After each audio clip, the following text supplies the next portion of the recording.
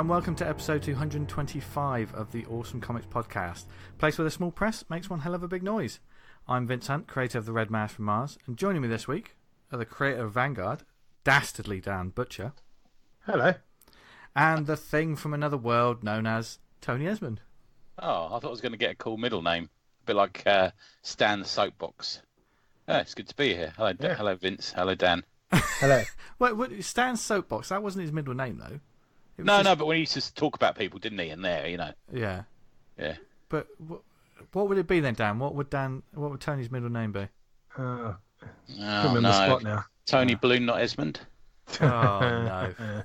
People might find that out. Not funny when you put me on the spot. Or ever. generally. You are always funny, Daniel. Always. I never know. This entire show's scripted.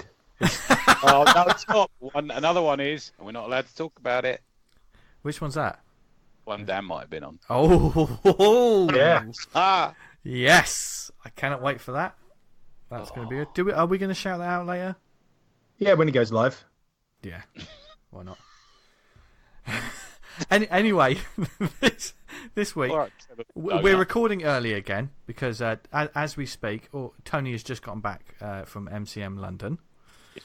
Yeah. You survived, Tony. How do you feel? Very tired and a little bit emotional. There you go. And that's probably actually true.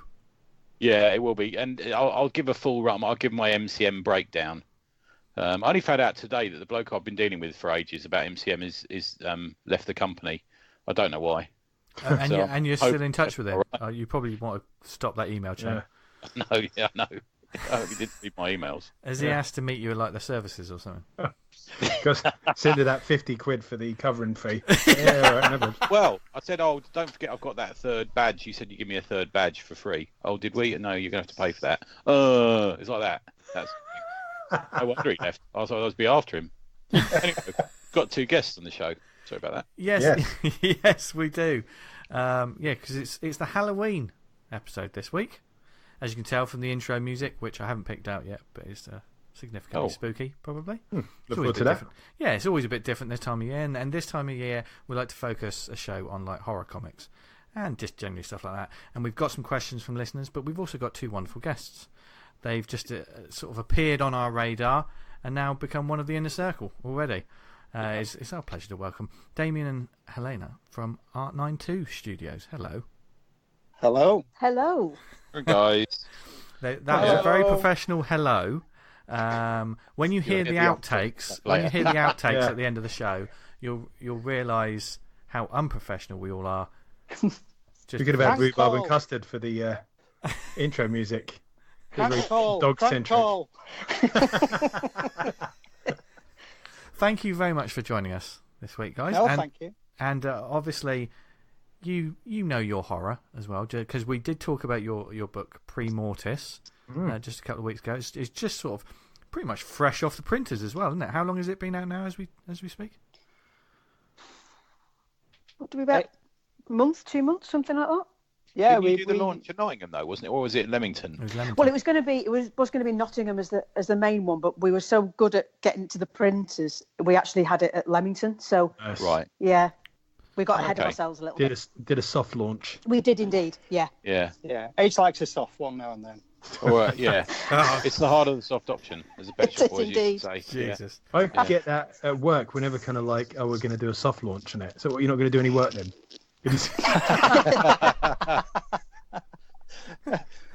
Actually, that's my middle name, Soft Launch, so I don't think I'm quite offended by that. That's your porn name. Yes, folks, it's going to be that kind of week. But it's going to be a lot of fun. And do you know what else is fun? Comic House. Yes. Our lovely sponsor, Comic House. This is a midweek recording, so I don't have the sort of built up sort of script in front of me for a normal Comic House script. What am I talking about? It's just nonsense. Anyway, yes, Comic House are our sponsor. Every week they support us, and they are the indie comic marketplace with a difference. I'm actually wearing their shirt as we speak. I just suddenly realised that. Oh, that's their hat. Yeah, you're wearing their hat. Yeah. Is that all you're I can't wearing? wait for it to get cold enough to me start wearing that beanie hat. I like that beanie hat. That's your favourite hat, Vince, you told me. Yeah, I do love that hat. I've worn it too much though. Okay. Yeah. It doesn't need to be cold to wear a beanie hat, does it, Dan? Really? For me, it does. Yeah. I You just care about your hair too much. That's what it is, isn't it? We're not as metal as you, Vince. You know that. Yeah. Ah, fucking A, bro. Fucking A. Vince wears that fucking hat. Right up. I Did you am. say was that metal or mental? I've got a bad line here. But both. I'm both as fuck. Anyway, anyway, back to Comic House, who are also metal as fuck. Yes, they are our sponsor. God bless them for putting up with these ads every week. And on the website itself, there's a huge selection of titles on there. Lots of self-published creators put their comics up there, and you can go online. It's another marketplace if you want to buy your indie comics. Maybe if you can't get to conventions, it's another avenue to buy those books. But we talk about it every week, and they have their own app, which is brilliant. It's like Netflix for comics. It's like a subscription service for only £3 a month. You get access to an enormous library of comics that's always being updated. But what's on there at the moment, Dan? Well, the featured print indie comics for sale. We've got Ting Budong, which I wanted to read. It's an awkward adventure in China. Digitopia 1, Flintlock 3, The High Priestess Volume 1, Iron Wolf 3. If you're looking for a Halloween comic, City of Lost Souls Volume 2 by James McCulloch. That's very dark. Toothpick Issue 1, The Formidable 3, The Catalyst, and Peace of Mind Issue 2. Yes. These and many more available. We're number one on the site this week. Oh, Yeah. blimey. Look at that money rolling in. Thought bubble, here we come. Yeah. Although, if you are an indie creator, then it benefits you to sign up for Comic House. It does. And, set up a profile. It's easy enough to do. And if you've got some old comics sitting around, or if you've got some new comics that you just want to get out to a larger audience, put it on Comic House. Because seriously, people check it out, and, you will get money for it. So, yeah, it's good stuff. Yeah. It's a brilliant site, and we love them, and they put up with us. So that's always good. Yes, and Pete's good. You can sell your print copies through there as well. Yeah. Just highlight there. Yeah. So you can upload it digitally, also have print copies, and people buy it through the site. I think Pete takes a minimal fee for doing that, and on it goes. So it's a good shout for that. Yeah. So I've got to say, actually, it is really good. I mean, I'd kind of seen the adverts for it and never actually sort of subscribed or anything. Then when you guys obviously started talking about it, I checked it out, and it is good. It is really good, actually. There's some really good stuff on there, isn't there? I was amazed by how much stuff is actually available, Yes. So And we're hoping to get on there at some point. Good idea. Well, you should. Yeah, you'll do well. You do well. If you can make a PDF of your comic, you can get it on the site. It's as simple as that. It's so everyone apart from Tony, it's as simple as that. So if you want to find out more, and you can have a 14-day free trial of the app just to see what we're talking about, then go to comichouse.com. There you go. That is as far as I've got in terms of notes and scriptage for this week. No, we've got questions. I know we've got questions, but I'm just saying, Well, sometimes you speak to me, I just feel like I'm being told off. It happens about once every episode. Sometimes I speak to you and I actually just wonder to myself why I do it. No, don't take that back. Now I love you. I love you with the power of 1,000 suns. You know that. To be fair, though, Tony, at least you can speak to him. Because, I mean, I tried about 4 or 5 times on Saturday at Nottingham. And, mate, I tell you. Just wasn't there. I was up and down them stairs like a bride's nightie. And at no point was he there. What do you mean? And then you actually ran into me onto the stairs. So don't give me that. How many times? Listen up, pal. I'm going to go and catch Vince. Right. And she's like, yeah, good luck with that. Oh. Don't bring me into this. Tell you what, Dan. No, you're fine. You're fine, H. You're fine. But Damian, you're in my fucking house now. So you watch yourself. Call him out for the twat that he is. Come on. This is what happens. Vince is very aggressive.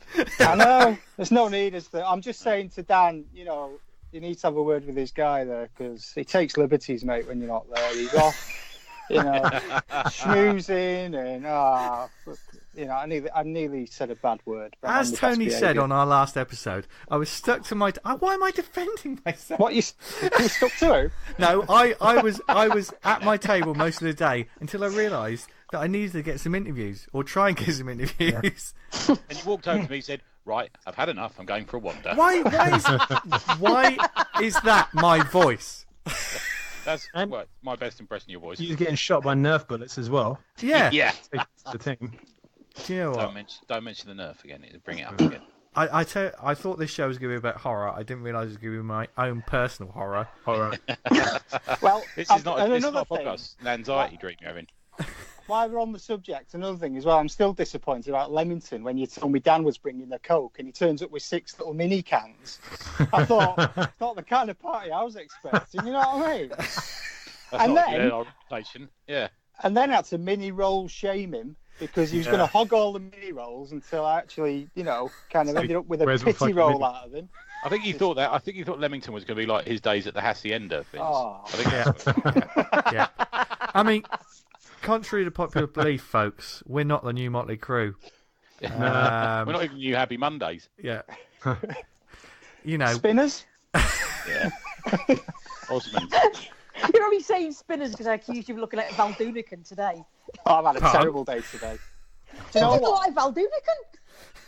I wore just a short of a lovely rocking polo chair. neck under a nice wool jacket, and I thought I was rocking the geography teacher look. Yeah. And all day, Val Doonican. That's all I got. Val Doonican, yeah.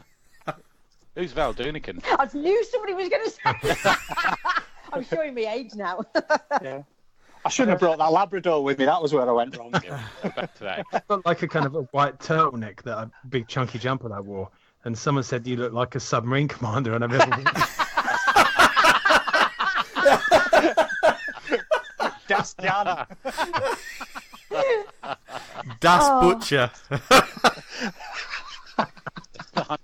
Here he comes. People can be mean. People can be mean, and normally, yes, people can be mean. It's normally those people that I invite onto this show.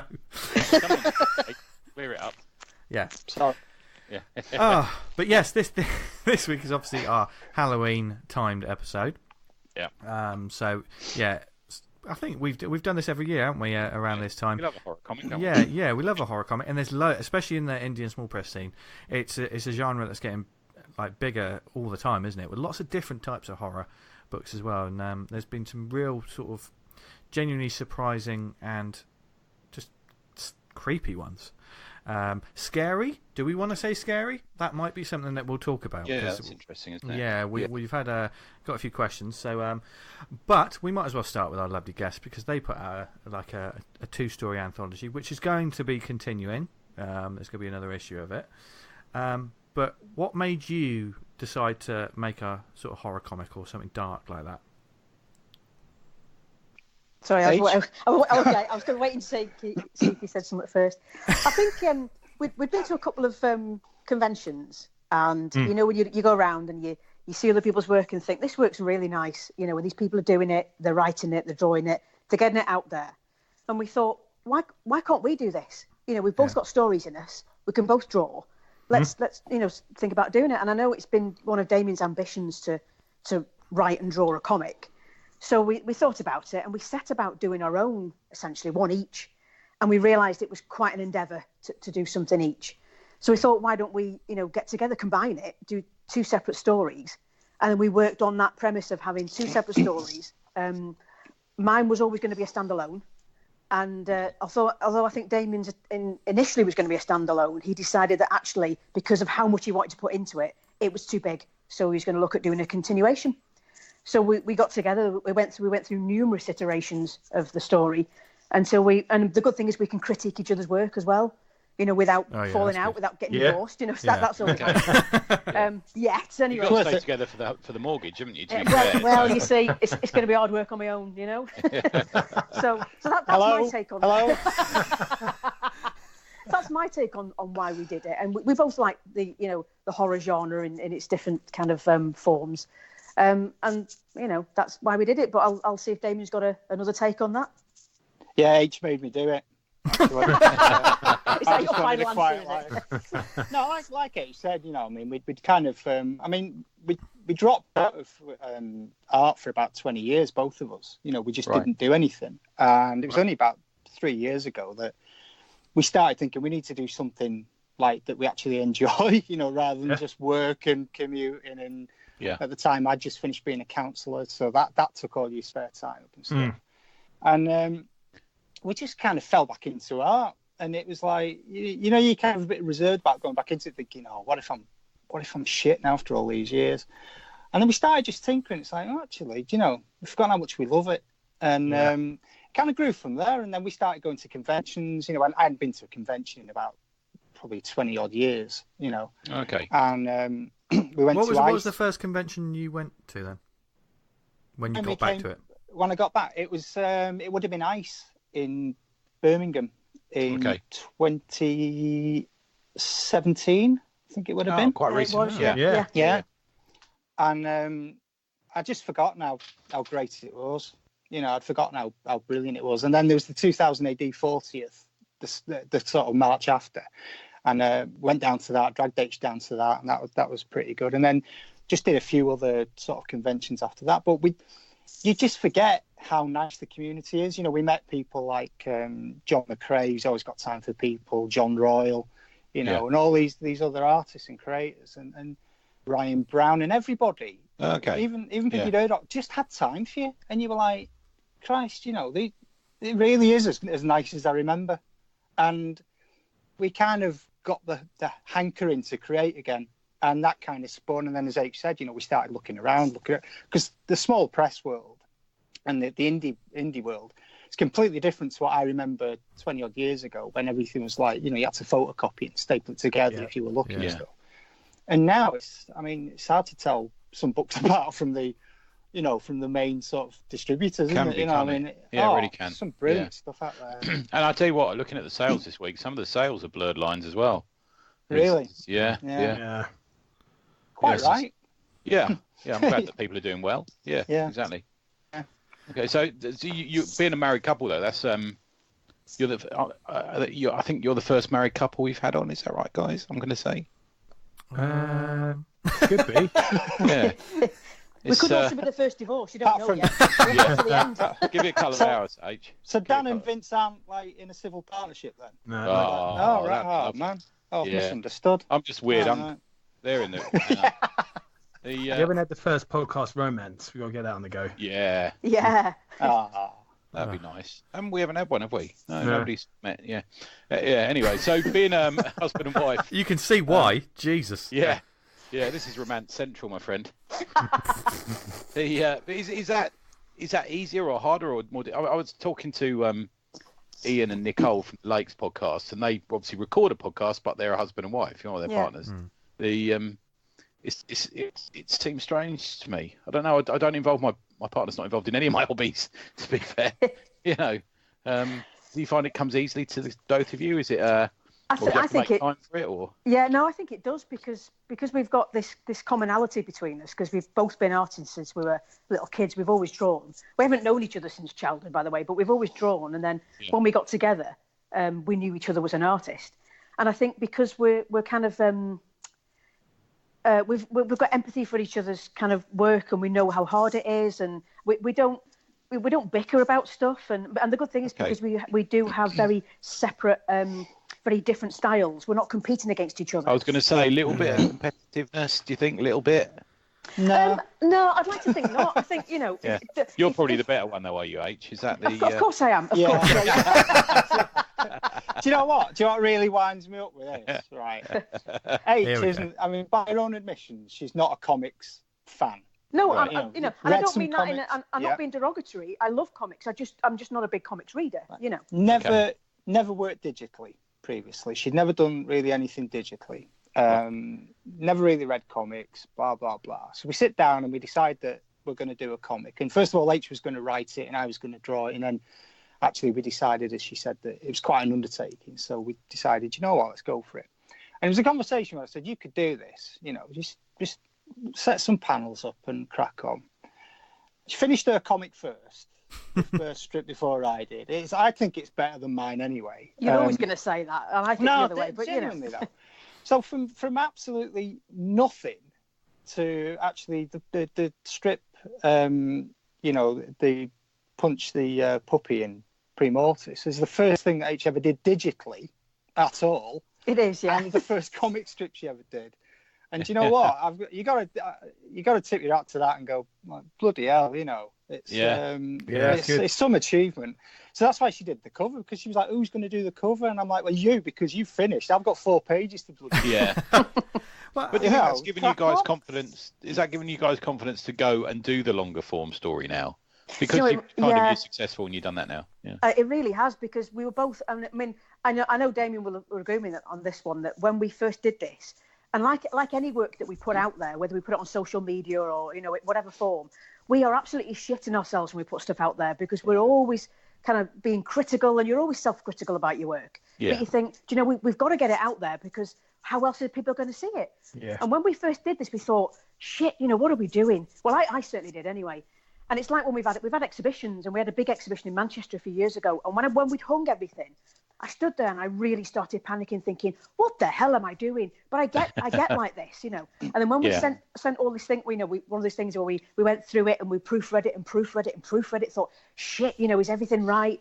And when we sent it off, I really started panicking. And then when the boxes came, I was frightened to death of opening them. Yeah, you were saying that to me on the DMs. Yeah, thinking, shit, what the hell have we done? And then we was like, right, it's here now. We've got to start bloody selling the shit out of this. But I think because we've had, and we know it's our first time, we know we've still got stuff to learn, and it is a big learning curve. The whole production of it was a learning curve, and it will continue to be so. But now we've got overcome that initial fear, a fear of doing it and fear of us, physically doing it and fear of putting it out there. I think that's given us the confidence. And I wouldn't say huge self-confidence. I still lack confidence in myself. But it's given us the confidence to do it. I'd be worried about someone who didn't. Yeah. Oh, Jesus, And it's a double-edged sword, though, as well, isn't it? Because you have the fear, but then that is mixed with the excitement of it all. It is. Because it drives you. It does drive you to try and do better each time, because, otherwise, how do you ever get better if you don't try and improve yourself all the time? I genuinely think you've got to stop worrying what people think.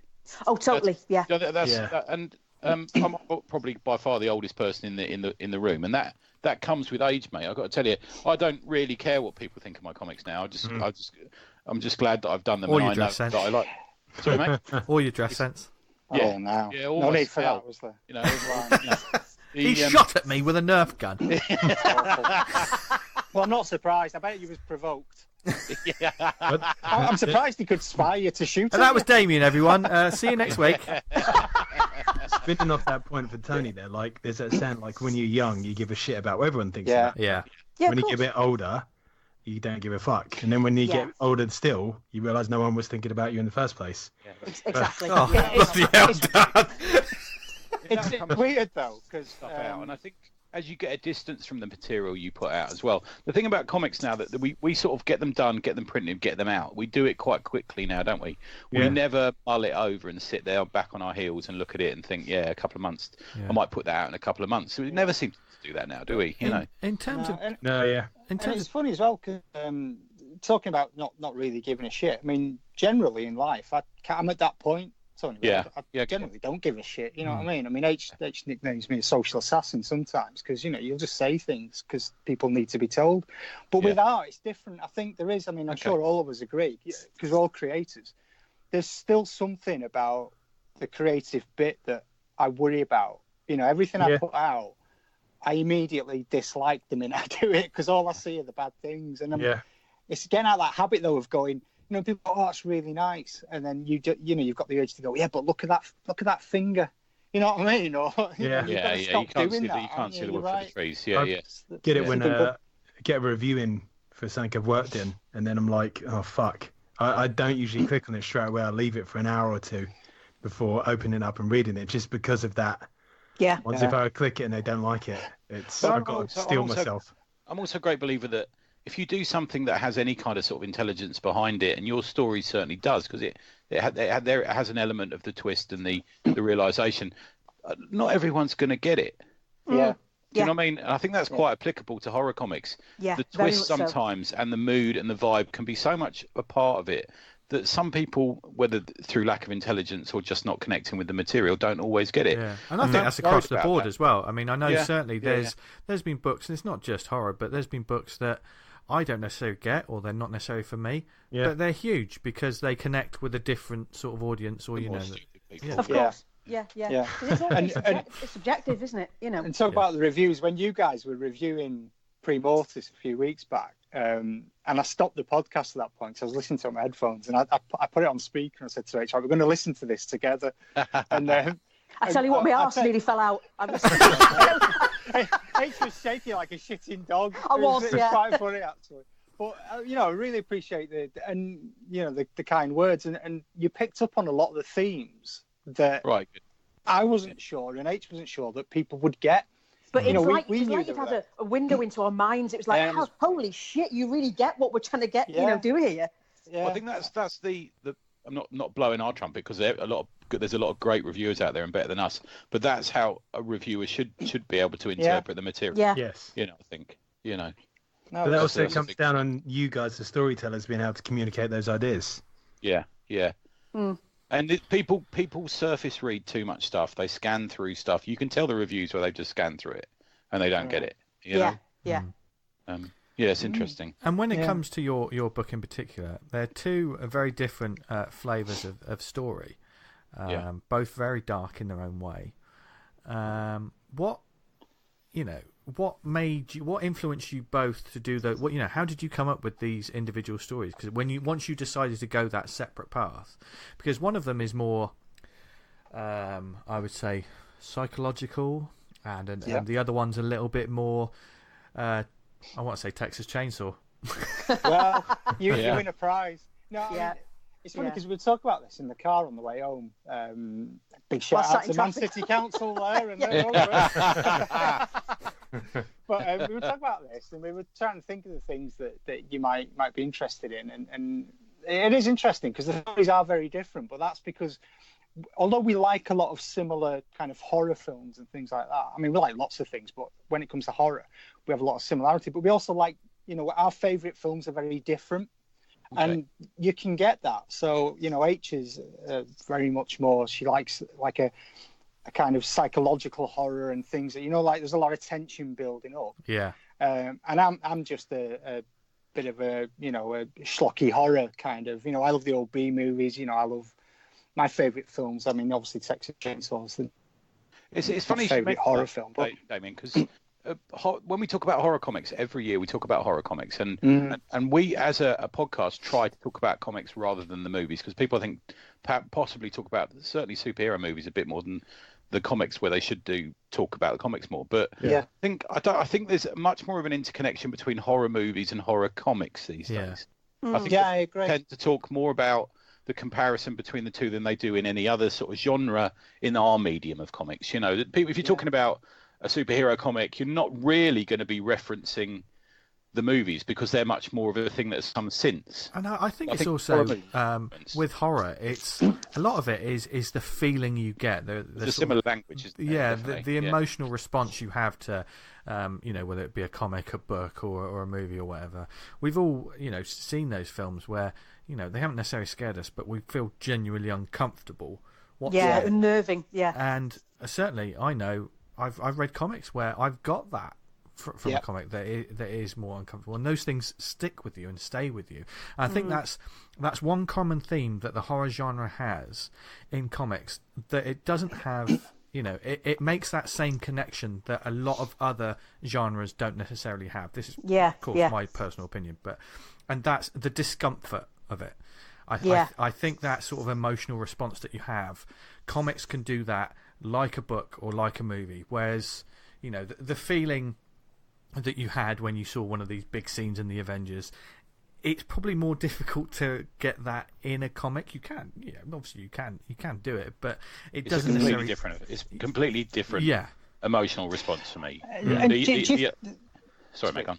I was going to say, do you think though that's because, a lot of the stuff that influenced us when we're writing horror and creating a horror book is stuff that I've seen. A lot of my favourite films are from the 70s, so it's been in me. It's not new. I don't think there's been a decent new horror film for a very long time. I think I agree. I don't think there's been. I think they've become homogenised.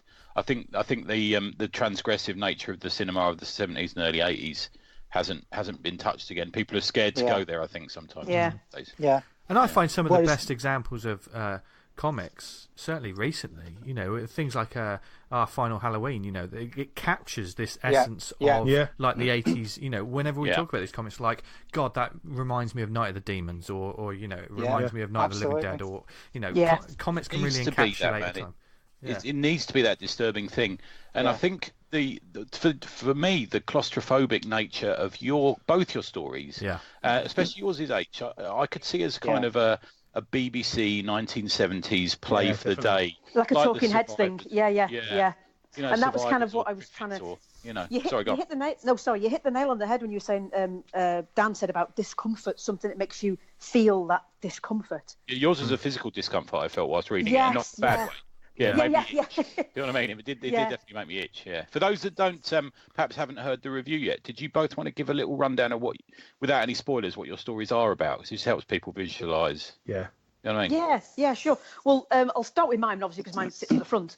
But it's essentially, like I say, without giving too much away, it's kind of set in the here and now in the modern world, where a kind of the scenario is like a day-to-day scenario where there's two talking heads. There's a very claustrophobic feel to the panels, and you can see them descending into, without giving too much away, descending into something that's really uncomfortable. You have that feeling of discomfort. I like to think it gives across that feeling of discomfort into a final point where you go, oh shit, what's happened here? Kind of thing. Yeah. And I don't know what else to say without giving too much away. And I don't know how I feel about it if I read it for the first time now, having met you both. But it's basically you two, isn't it? It is essentially, yeah. And what I like the idea of doing in the future is when I do a second standalone story is using like an ensemble cast. Because we are always there. Because when I used to teach art, I used to say to people, use yourself as somebody to draw because you're always there. And it's really good practice. Yeah. And not only that, we don't mind pulling faces, as you can see from the story. You pull faces for each other, pull your own face, and it's great. But ask other people to do that. Oftentimes people go, I'm happy to pose, no problem. But you then bring in other characters in, and there is a sort of, you've got to be, be careful about likenesses and depends what you're going to get that character to do. And they might go, you cheeky bastard. I'm not like that, Yeah, cheeky bastard. Okay, what about yours, dude? What's yours? Yeah. Well, I mean, mine just kind of it's a bit of a throwback to the old sort of schlock horror, kind of hit the ground running, set in a world that's obviously gone tits up somehow, and I don't want to kind of spoil, but it's quite timely, I think, the backstory to it as it progresses. Okay. And it does try and build on that little bit of, the kind of hills have eyes, sex assault, that, there's a dysfunctional family at the heart of the story, and, there's a story of a black sheep in there and stuff. And it's that kind of feeling that, you're not always predestined by your family, but actually, some of the worst people you can meet can be your family. Do you know what I mean? And it's that kind of... That's your story was more how I imagine the north of England to be. There it is. There it is. Well, that's it now. The Tony Esmond alienation moment. What's that number for the hate crimes? I'm rescinding your invitation up north now. Forget it. Don't make him come instead. That's the trick. Yeah. But it's the interesting thing about the ensemble cast, because we deliberately did that, because the one thing I've liked about American Horror Story, for example, some of the series are trash, and I've only ever seen like halfway through most series. But I do like this idea of having an ensemble cast that come back as different characters. It's just a different story every time, isn't it? So if you like one season, then you can watch all of that. If you don't, then you don't have to watch it. That's it. And we kind of like that idea, and we decided early on that we'd use ourselves, and that moving forward for the other stories, we will base some of the characters on ourselves as an ensemble cast, just because it's just kind of interesting, because the idea is these are the things that can happen in the modern world. So therefore, in theory, these things could happen to us at any point. And they're not linear stories in so much as if something happens in the first issue, that means you're out the picture for the second issue. It just means you come back round again, and then something else horrible happens, and so that's kind of the idea. It is like a stage play. It is like I like that. And I remember watching stuff like the original version of Brimstone and Treacle and stuff like that, which on the BBC. and they were just so strange and disturbing. And That was brilliant. yeah, Yeah. the last moment of that just stayed with me. My God. I've never heard of that. Oh man. Sting's in the movie version of it. There's a movie version of it called Sting. Yeah. It was Sting called Brimstone and Treacle, and it's actually quite good as well. It is. Yeah. Very strange, man. They'd never do that now. This is one. They wouldn't even be allowed to show it now. I don't think. I think you're right. I don't think you'll ever see that on TV. You know, it's quite strange because growing up, you know, a lot of things I loved, you know, you couldn't get on video. They got banned. You couldn't this. Yeah, me too. Yeah, I mean, I was a kid during the video nasty stuff and at boarding school, and we'd go into town and we'd rent Texas Chainsaw Massacre, and we'd rent Zombie Apocalypse, and you know, all this sort of stuff, and you think, fucking hell. I tell you, there was a thing on a TV show about like kids like now fucking around on the tracks, and like how the numbers are growing. And it's like they should bring back those films they used to put on like at school, some kid flying a kite by the power lines. And they had like the bloody Grim Reaper in some of them, didn't they? Like a huge dude in a big cloak. It was terrifying. And that was just about not going in the pond. Yeah. But it gets the message across, though, doesn't it? God, yeah. Now, your kids. I think the most frightening one for today would be, you know, don't let your phone go beneath 20% or something. Do you know what I mean? That's what we could do, isn't it? Yeah. It's a warning to you. You know, that kind of crap. Low battery kills. Yeah. And horror, like kind of the things we had hanging over when we was kind of a bit younger, when you had like fucking TV shows like Threads and Day After, and the kind of the whole Cold War in the 1980s. I guess there's different sort of worries and concerns that people have nowadays to where... Absolutely, yeah. And we had more serial killers as well. I mean, not wishing to kind of sound a bit weird here, We but... had better serial killers back then. In my day, they used to make sofas out of people. but you know, it's terrible. Oh, mate. Well, it's true, though. I mean, you know, these days, it's like there's a lot of horror in the world. I mean, people say, what's the most frightening thing? And it's like, well, actually, it's just reality, isn't it? I mean, you can't top that, to be honest. Yeah. But, you know, there did seem to be more kind of cases of, you know, I wouldn't say popular, but well-known cases of serial killings and things. And I'm not advocating it's a great thing. I'm just saying that all of this builds in your psyche as a kid. And as you grow up, you know, you start to claw some of these things back again, you know. Yeah. So, I think in modern times, for instance, a serial killer is now an 8-episode podcast or a Netflix documentary. Netflix documentary. Yeah, Here we go that's again. what it all is now. Was it Herzog says the greatest drama is a documentary? Yeah. Because they're so skewed as well these days, aren't they? I think one of the things horror suffers with as well, that now with the internet and stuff, you can go online and see someone's head being chopped off. For you real. keep promoting that, Dan. You keep talking. He's like, fucking great. Do you want to put a link in the show notes or something? You know what I mean? Like, if you was doing a horror film back in the day, and say we go back to Exorcist 3 with the head with the scissors, it's not actually shown on the screen, and like it feels like horror constantly has to be pushed forward. Like it has to be more and more extreme all the time to kind of to have an impact. And I think that is where comics can struggle, is having that kind of impact. You're right. It works more for me when it's creepy. Because you can always get to that emotion. If you're trying to shock with horror, like body shock. Creature feature stuff in comics as well. The designs you get, like Wrightson and Steve Bissett and all these people who've done some like incredible designs that, you know, you'd have to. There might be three monster designers in movies who get anywhere near that. You know, but every issue was a different disturbing worm that burrows into your brain, or you know, this sort of thing. It was just incredible stuff. Dan's point brings up the first question we're going to mention. That's from Darryl Thorpe, the man who is the most excited about Dan Butcher walking around the convention. And played with his nipples. Is that with his shortcut route, or was that the unedited version that nobody saw? I know why he took the shortcut, because he was worried somebody was going to have his mini rolls, and he had to get back to protect his horde. Is that a euphemism? I've got my mini rolls. Get your hands off my mini rolls. Right. Have we become Last of Summer Wine? We have. Yeah. I mean, you're clearly compo, Tony. He's claiming compo.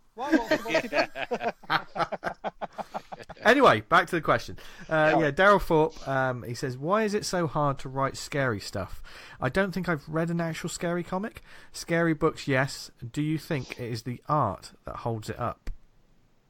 See, I've got a theory on this, and it's your theory. Here we go. Strap in, lads. I think now then, I've got to try and articulate my words properly here. But I think with a comic, because it's short, isn't it? You know, it's whatever many pages, 32 pages, less than that, whatever it is. Yeah. It's really hard to try and be creepy and have something frightening in it and so on. So that's one thing. Then you've got a book which can be, you know, a really big, thick coffee table book, and you've got lots of room, lots of word space there to get a horror story across and creepy and all the rest of it. So, and then if I now connect that to films, with a horror film, what you're lacking in both a book and a comic is the music, because I think music is the thing that makes a horror film horrific. It kind of it evokes this impending sense of doom, because some of my favourite horror films have some of the best music, because it really gets your pulse racing. So you've got that's missing from both of those things, comics and books. With books, you've got that element of you've got a lot of time and a lot of space to evoke that kind of horror and creepiness and doom and all the rest of it. But with a comic, you've got a very short period of time to try and get that across. So it is really difficult, because you've got that element of you're turning over the page, and you try and do a page turn where you turn onto a page that makes you go, oh shit, you know, I wasn't expecting that. But then you could try and do that on every page, but then you've got to try and winkle that story into those pages to make it land in such a way that you turn the page and go, oh shit. You know, tension's really a very difficult thing to. It is really to difficult, build up in a comic. I think with a comic as well, you've got to be prepared to give in to the strangeness of it sometimes. Some of the comics that most disturbed me are perhaps when I was younger, you know, which had stuff that I was like totally invested into the page. And I think you really have to be with a horror comic to feel the mood. You really do, yeah. I think if you go into it with kind of, oh, what's this about? Oh, I don't understand that. I think you've really got to absorb yourself in it and really get into the particularly if there's a rhythm in it. You know, when you're reading something, and something's got a bit of a rhythm to it, and you think, you know, like a rhythm of a train, and it's taking you through it and taking you through it. And it's a bit like with the poem that we've got in our comic, in our horror comic. That poem's got a rhythm to it, and it makes your heart race and it gets your pulse in. I think that's how some of the panels need to be, you know. I get you. I think, although some people may think because they don't have a soundtrack, it might limit them in comics. I think sound effects and the lettering can really bring it forward. Totally. I always remember Witches, Scott Snyder and Jock. I remember the first issue of that. You know, there's not a lot of reveals. There's not big, you know, splash pages. You're not seeing lots of monsters and stuff. But there's like these scratching noises and stuff just throughout the book, and it just, you know, it just makes you uncomfortable. And that's what that. I mean, back to lettering as well. You know, that shows how important lettering can be. That you know, without seeing anything gory or creepy, you can really freak someone out with just a sound effect on the comic page. You know. And apart from noir thrillers, I would say that the horror genre is the one that suits black and white the most, actually. Agreed. Yeah, definitely. Some of my favourite stuff, certainly speaking of Wrightson just there, some of my favourite black and white artwork is by Wrightson. I think I almost prefer it to Wrightson's one of my favourite artists of all time. You love his stuff, man, don't you? Yeah. But also the Walking Dead worked for being black and white as well. It really did. Yeah. And I think the reason that I actually found that quite disturbing to read at times. Yeah. And there's obviously those big moments which we won't spoil. There's a couple of like big ones on there that are just like, oh my god. But I think because what Kirkman does so wisely in that is he builds up your liking, loving, familiarity with the characters. Yeah. And then he does away with them. And I think colour would have spoiled it. Do you know what I mean? Like, you're right, man. You know, right. I think there's the importance of colour, and certainly if you've got a really gory comic, you know, you may love your blood, but there's only so much red you can put on a page before it becomes. It's like an explosion. Do you know what I mean? There's only so many of them you can see before you're numb to it. It's the same with like blood and gore effects. It's like the Scanners moment. If you got a film full of that Scanners moment, it's not going to work, but it works at that moment, doesn't it? You know. Yeah. Really I think as well that sometimes less is more, which is difficult in a comic medium. So I mean, you know, again, I know we've talked about Texas Chainsaw, but there's a big misunderstanding that is a really gory horror film, and actually it isn't when you watch it. Yeah. You know, there is very little gore in it, because it's all cutaway shots, and the worst kind of thing I think you can do to someone is make them use their imagination, and you know, because the things you can imagine are happening are far worse than probably what we could put on a page, to be honest. Yeah. Because and I think everybody's got their own triggers, you know. Yeah. It's the pacing as well, guys, on horror. I think that's kind of almost as important as the artwork sometimes, isn't it? Yeah. The pacing of stuff and the page turns. I mean, the build up. You know, it's got to be that. Going back to what you said there about Kirkman, it's horror for me. Very much you got to kind of get that character right. That's very human, and you can kind of project yourself on that character, and you can understand their fears and concerns and worries when they're very real. When stuff happens to them, it feels real. I mean, if they're kind of like it's like the trashy ones where you kind of get like the cardboard cut out characters and horrible stuff happens to them, it's more of a laugh to see that happen to them. But and when if it's that's like what a you're real going person for, with real fears, that's what you're going for. That's fine. For instance, like Mike Garley's Samurai Slasher knows what it's going for. It's giving you that flavour that you want, because you know those people that want a Friday the 13th just to watch some idiots get chopped up. That's exactly what you want. Same with Slaughterhouse Farm. Yeah, exactly. Yeah. You know, that extreme sort of horror. Yeah, that goes extreme. But then there's other stories, like you know, I think one of the things that Steve Niles, one of the reasons that 30 Days a Night was such a huge story at the time, and when I read it, I love the first arc. I didn't read so much of the later ones, but there were characters, like you say, Dan. It was people at the core of the story, and the horror had sort of happened around them. You know, I think with comics as well, we get fewer straight horror comics compared to other mediums, because if you look back at some of the sort of historic comics that have described themselves as horror, like for example Tomb of Dracula is kind of it's almost like a detective stroke soap opera stroke horror. And Planet of the Apes, for example, I would describe as a horror film. I remember it, especially the second movie, freaking me the fuck out. Yeah. And the comics freaking me out as kids. But that's a horror movie joined with an adventure film, you know. Yeah. And I think Morbius the Living Vampire started in Spider-Man. You know, this sort of thing. There's a lot of stuff that crosses over into a couple of genres. I don't mind that at all. And also with those films, it's certainly with those sort of comics. Some of those characters are born from what's like huge in like popular culture at the time, you know. The Frankenstein comic. The Frankenstein, or the boom of the Hammer horror, and like things like that. And all of a sudden, Marvel have got a vampire. You know, they got the. I mean, Werewolf by Night is kind of a horror story, but it's like a fun, it's like a journey movie really. And a lot of the monster movies, like monster comics that they've done, you know, Devil Dinosaur and stuff like that, they're kind of just monster, you know. It's almost a delineation between that and a horror movie sometimes, you know. Yeah. But the relatable character thing, I think that's important across all comics, isn't it? Because you do this in Vanguard, Dan, won't you? Where you're building people up, and then things are happening to them, and you're like, shit, you know, I quite like them. You know what I mean? So it's the same principle.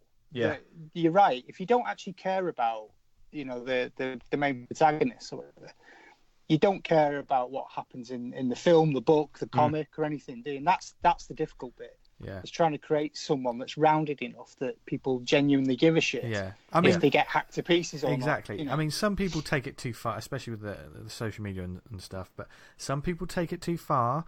But if you have a emotional reaction to one of your favourite characters dying, then the creator's done something right.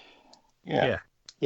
Agreed. Because you've been invested in that character within the confines of that reading experience, and don't take it beyond that. Don't send people death. I mean, but within the confines of that, and we're all realists, aren't we? And that's exactly. We should walk away with a bit of you know. Yeah. It's made up, guys. Yeah, just let us tell the story. It's made up. Which leads me into a question to you two, our guests. How would you feel if one of you suggested to the other that you kill the character based on you in the next issue, quite painfully? Is that? Do you know what I mean? I'd be up for that. Yeah, you'd be up for killing. Well, yeah. I mean, let's just say I sleep with one eye open anyway. I mean, do you ever wake up in the night and go, "What if I gouged your eyes out?" In the comic, in the comic, it's like, every day. Yeah. The great thing is though that it wouldn't matter. It genuinely wouldn't matter as long as we both sort of discussed it and we thought, you know what, that'd be a really good idea. I guarantee what would happen if I came up and said to Rach, I've got a really good way of killing you in the book. she'd probably say, "What is it?" And I'd tell her, and then she'd come up with a better way of doing it. Yeah. Yeah. That's as long as it wouldn't involve. Point, right, I take your cash point, get your money out, pretend you're at the cash point. It's like really detailed, and you think, hang on a minute. Yeah.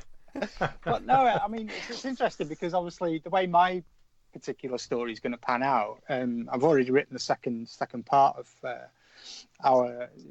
I've forgotten what it's called now. That's great for your own story, isn't it? The Light of Bind.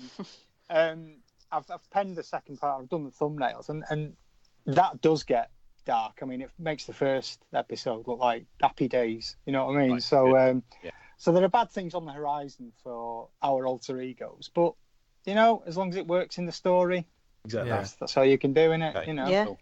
And obviously, H with Damian's got a continuation of his story, and obviously you're going to be doing another sort of original tale. Is there any pressure you feel on doing the second one and because it's not going to be the same sort of horror or scares or whatever it is? Do you find that you're quite happy with how the first one came out, and what are you going to do for the second one, or do you have lots of ideas of how to creep us all out? I must confess there is a little bit of pressure on now because I've been tinkering with a few ideas for the I haven't penned anything yet. Tinkering with a few ideas for the second story. Yeah. But I've also been because I do a lot of writing. I've always been a writer. I've always written for donkey's years. And I've been writing some ideas down for an independent comic as well, which would be a sort of combination of short stories, which would be for all ages, not like a horror thing, but So I've been tinkering with that. But as far as the second story is concerned, some of the ideas that I came up with, when I reread them, I thought, these seem a bit kind of a bit whiny, a bit kind of a bit of a sad indictment on society. And I thought that on its own was a bit of a sad indictment on the corporate society, because I work in a very corporate environment. Yeah. And don't get me wrong, people don't come out with those phrases where I work. It was more of a ridiculous kind of over-exaggeration because I'd read this article about some of the phraseology that comes out in the corporate world, and some of the phrases were just utter bullshit. And I thought, do people really say this? So I went too far on that end of turning into one of the corporate arseholes, because that's my biggest fear, is turning into a corporate arsehole, because it's not me at all. Yeah. Yeah, so, we need to have a word after love. Yeah, sorry. Smother me, will you? But yeah, so the second story, I don't want to go in.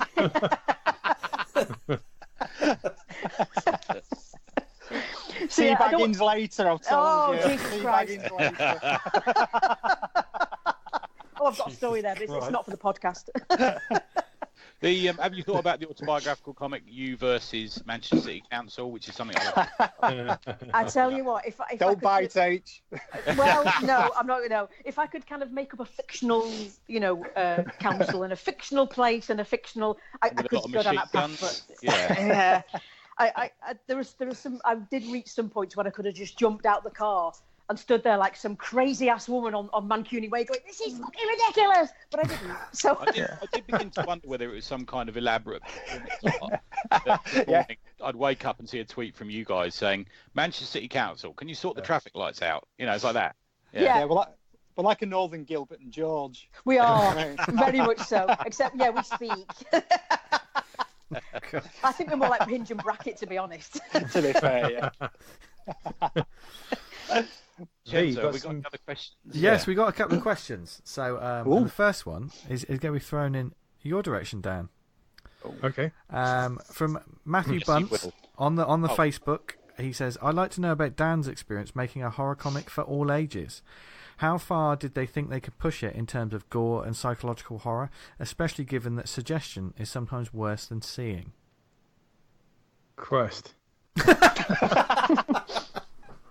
A horror comic from all ages. That's tough. I mean, because that's what Project Hoax is, isn't it? Yeah. It's more kind of like, I guess, like slight chills, and there's that kind of like a monster in it, which I've tried to put heavily in silhouette so the kids would see, project onto it what they would see, rather than like a graphic depiction of a monster, because it's going to be as scary as their imaginations allow or don't, really.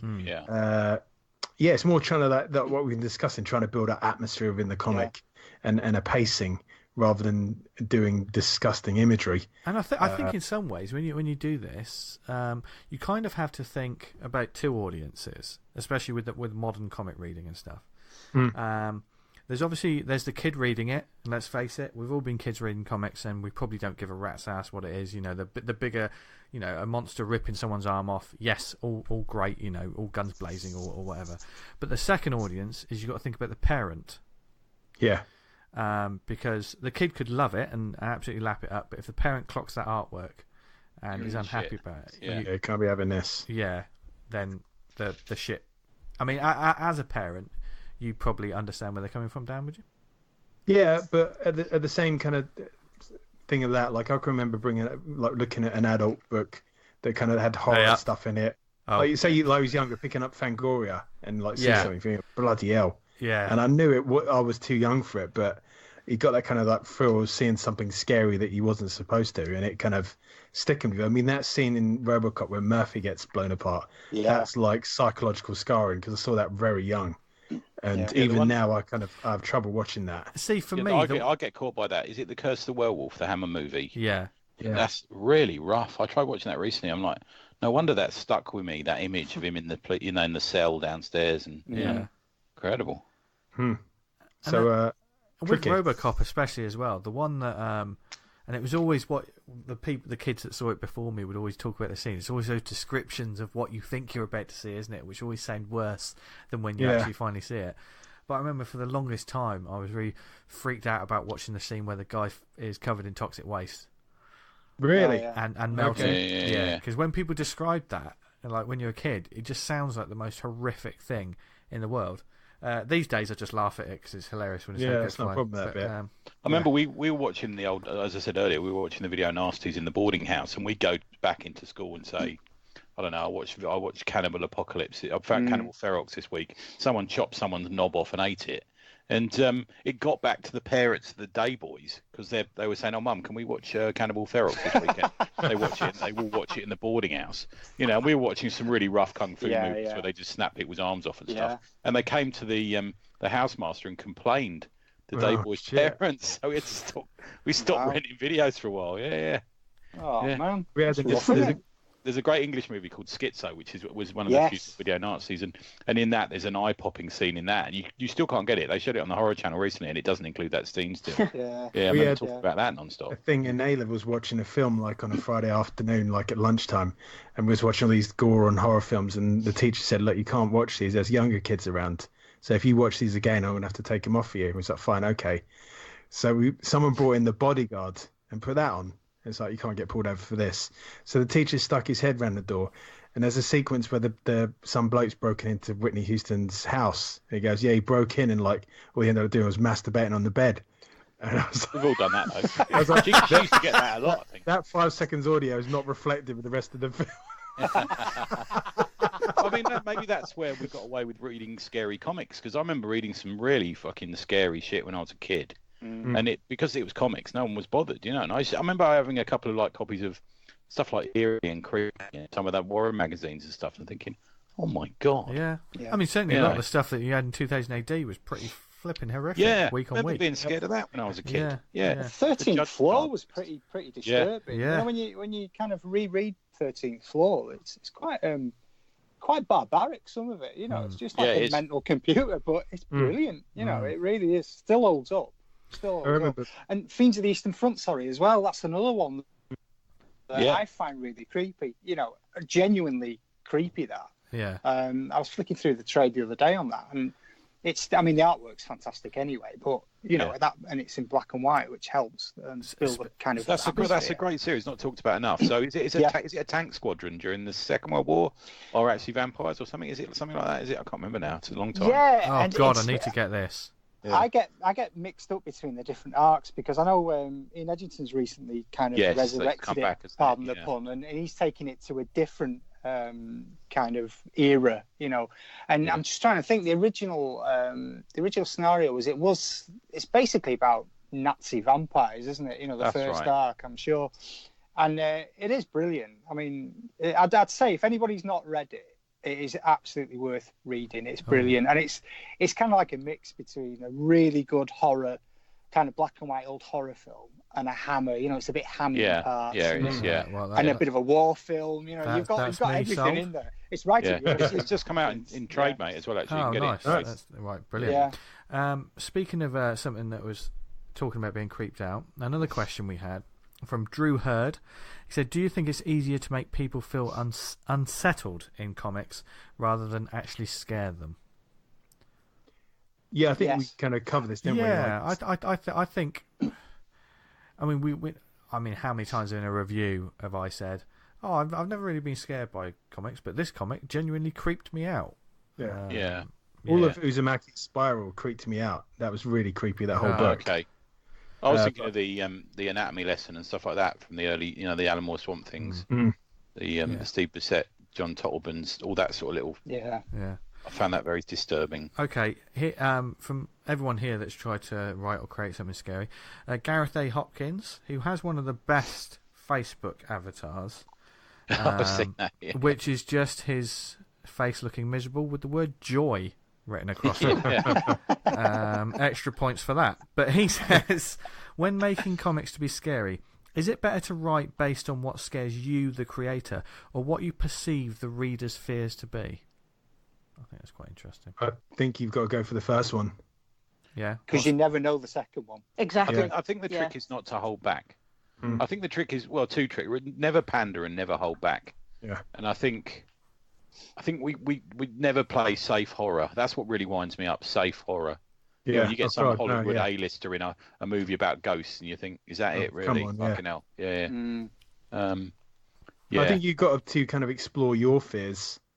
And then if you've done your job, the people kind of will have an empathy with what you've written and connect with it. I mean, because we all share relatively the same amount of kind of concerns and worries. And we'll talk about one later, won't we? We'll talk about, in regards to the competition, something later that can be a fear of us all, I think. I mean, some of the big horrors have been about tapping into those fears that a lot of people have. And obviously got like the zombie stuff is like you against another society that's kind of out to get you, or like Stephen King's It, the clowns concern about older men in face paint who was hanging around with kids. I wonder what that means. And clowns. Yeah, clowns. Clown porn, that's quite horrific. I don't like clowns. I really don't like clowns. No, he really doesn't like clowns. I thought you were going to say you don't like clown porn, which is a really weird thing to say. Jesus. Custard pies. Have you ever seen clown porn? Has anyone ever seen clown porn? Right, our next question. They go the whole way. They do the noses. Right. No, they don't. Right, okay. I think I did see one once. Yeah, I think the doors fell off. End up with a different type of cream pie. The back doors. Children. Anyway, Sorry. Jesus. Almost went off topic. Has anyone ever read Triple X Zombies, by the way? No. No. Rick Remender. I'm thinking it's Rick Remender. Can't remember off the top of my head. That really goes there as well. It's like a porn film being shot and everyone gets zombified, and it's like, oh god, my god, do things fall off? Yeah, they have a habit of it. Yeah. Oh god. Wow. God. Rick Remender, did you say? He can properly. He's got a hell of a brain on him. It's him. I'll have to look it up. It's either him or Van Lente. I can't remember off the top of my head. There's a horrible thing. Someone was mentioning today with Chris Morris. It wasn't. Not sure. Yeah, it's Brass Eye when they seen that with the gush. The gush. Basically, they just become skeletal with this kind of continually ejaculating. They can't stop. Everyone's screaming. That's a horrible idea. Yeah, it's horrible. Oh, I think I've got my next standalone story. Yeah. To be fair, we've all been there, though, haven't we? Jesus. A woman at my work suffers from that. Right. Okay. The next question. We've got a couple more before we move on. Right. Okay. From Simon Darracott. What elements do you believe are required for a comic to be classed as horror? Yeah, it's weird, isn't it? Because so many are crossover these days. Yeah. And when does a thriller become a horror? Yeah, that's true. When does the murder become a horror than just a murder? Yeah. Yeah. I mean, it's a weird one. There are comics. comics make serial killers and stuff, but at what point does a serial killer become a horror story, or is it a horror story from the very beginning? I mean, a lot of things are two things, aren't they? A lot of things are more than two things. A lot of, like the X-Men is a soap opera and a superhero. The Avengers is, and I think, I don't know. I don't think I'm not into classification that much with the horror genre. I think I don't.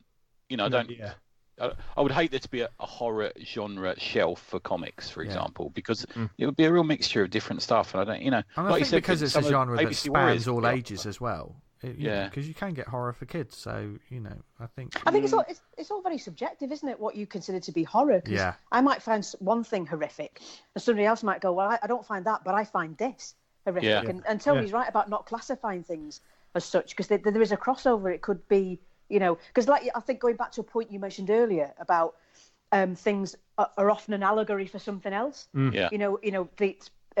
Like zombies being the outcasts in society, and it's normally making reference to something else in society that's going on. But they put it across as zombies, or they put it across as vampires or aliens or whatever it may be. There's normally an underlying story behind it. And you could see that as either a horror or more of a like kind of documentary in a way. So you're right. It is very subjective as to what you. I was just looking at my shelf here. And like a lot of Conan can be classed as horror. Yeah, definitely. And a lot of Batman can be classed as horror. Conan often goes into kind of like Lovecraftian territory. Yeah. And when you look at someone like the ventriloquist in Batman, you think, well, that's kind of horror, isn't it? Yeah. Even the Joker is, well, as we now know. Yeah. Well, I mean, Arkham Asylum. Yeah. It's a really scary book for lots of reasons. And for me, one of the reasons is turning the Mad Hatter into this inferred paedophile character, which he does, and that's horrific, when you read that, because the Mad Hatter's probably not everybody's number one villain from Batman. But when you read that book, and then particularly at the end, when there's a line at the back of the book where each of the characters obviously does a pen portrait themselves, and the Mad Hatter's about, being in a doll's house. And he likes dolls, especially the living ones. And you're like, Jesus Christ, where did that go? And the fact that he looks like Sid James in the book as well, and the Blackest House kind of. There's this kind of sense of, is that what he was getting? But it was that really spooked me out, that book. I mean, I think it's an absolute work of art as well. Yeah. But it works on lots of levels, psychologically and working up through the different layers of the house. As Batman works his way through the different foes and stuff. Yeah. So I think that's a really, really good example of taking like a mainstream character, and as you say, Tony, put it into a horror book, a genuinely horrific book. I love that book. And the other one I was thinking about is Hellboy. Hellboy's kind of definitely. Horror mixed with Indiana Jones on occasion. Yeah. Swamp Thing's another one. Used to freak the shit out of me. Swamp Thing. Yeah, there's a lot. And things like Spawn as well. I mean, for the more modern audience maybe, but there's a lot of horror inspired characters, aren't there? Really. Yeah. Anyway, so see, we get highbrow as well as the absolute filth that we've had in this sorry episode. about that. I do apologise. But I think to sign us off on this conversation, which has been in fact one of the best conversations about horror I think we've had on this show. So we'll sign off with this one from Michael Robertson. Thank you to all the people who sent in questions, by the way. We've got a lot of new people asking, which is brilliant.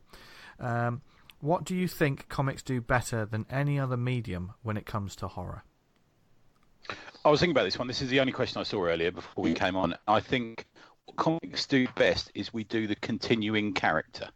So we do the John Constantine. Look, how many comics has he been in? Just his own series was over 300, isn't it? We do Swamp Thing, we do Man Thing, we do Tomb of Dracula, we do Werewolf Night. I know there are returning characters in horror, so Jason and all these sort of people, but I think we do the central character surrounded by the horror as an ongoing. I think we do really well. You can stick with a horror character and run through the decades with some of them, and I think that's better than some. TV is catching up with that sort of thing, but I think we do well in that area. Yeah, and I agree with that. And I think the one thing that comics I love about comics is the fact you can build a whole canon around things. You can spin things off from a great story. And I mean, I love canon anyway. I love canon in things. I mean, I'm one of those like weird geeks that when you see a little nod to another story or something, I get really disproportionately excited, as H will tell you, you know. And then I sit for 10 minutes explaining what it is, and she's like, "Yeah, I really don't care." I'm like, "Oh, okay." But I do think I would never say that. In horror, I think again it's the same thing. You know, you can bring elements back in that people may get from other stories and bring an extra weight to it. You know, and I'm trying to think of some examples, but of course it's gone out my head at the moment. But you know, I do think canon in comics works really well, and I think canon in horror comics can work really well. You know, when it's done well. Yeah, I get you. Yeah, so something like Merrick the Elephant Man or something. There you go. Yeah.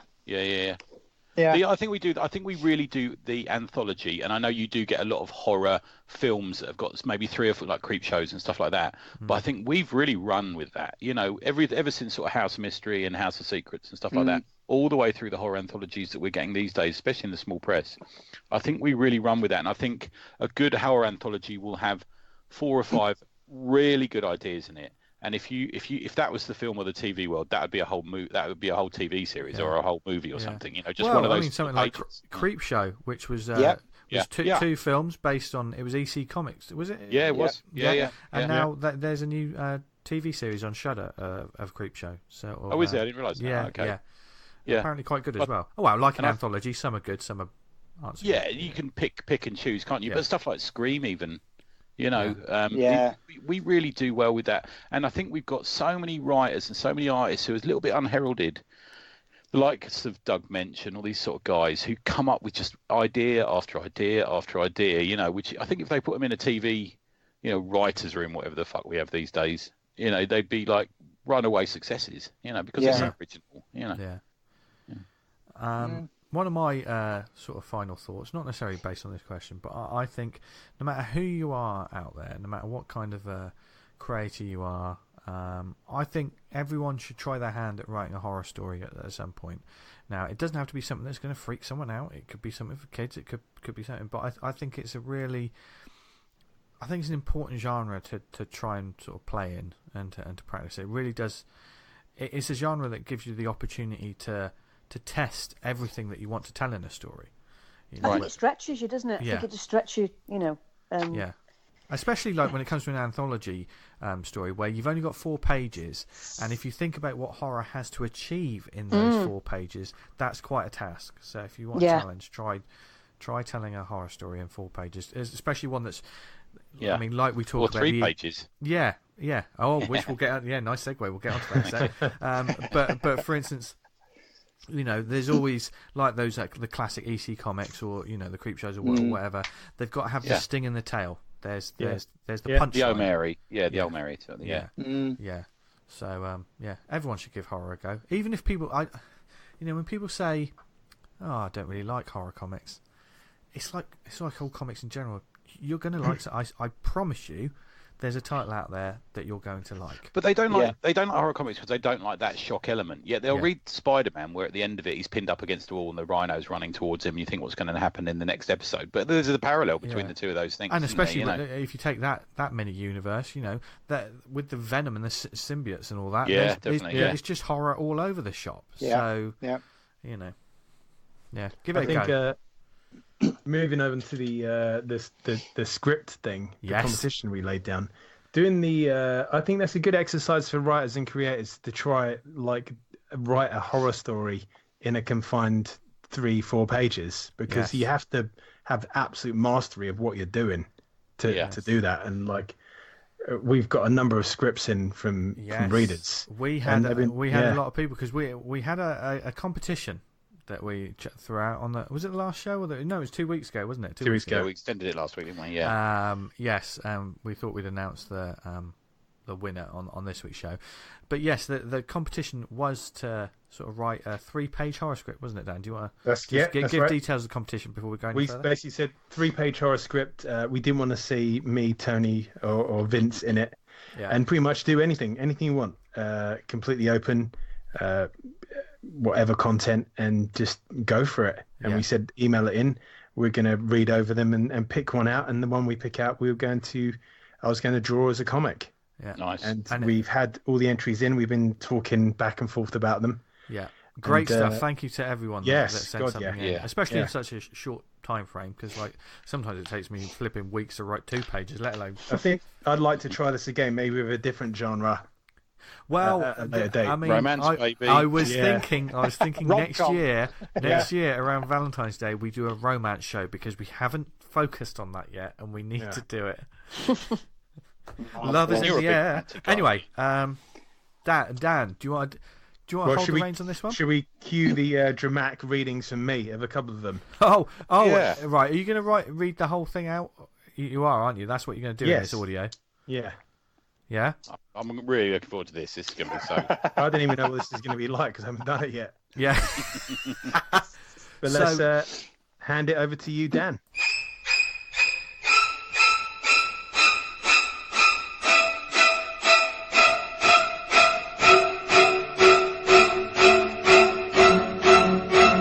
It Sucked by Nick Bryan.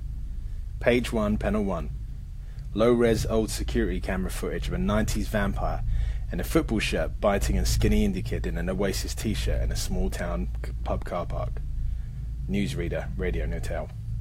25 years has passed since the 1995 vampire attack on Little Washington. Indie kid on the radio. Live forever! Panel 2. More fuzzy old footage from the 90s TV news.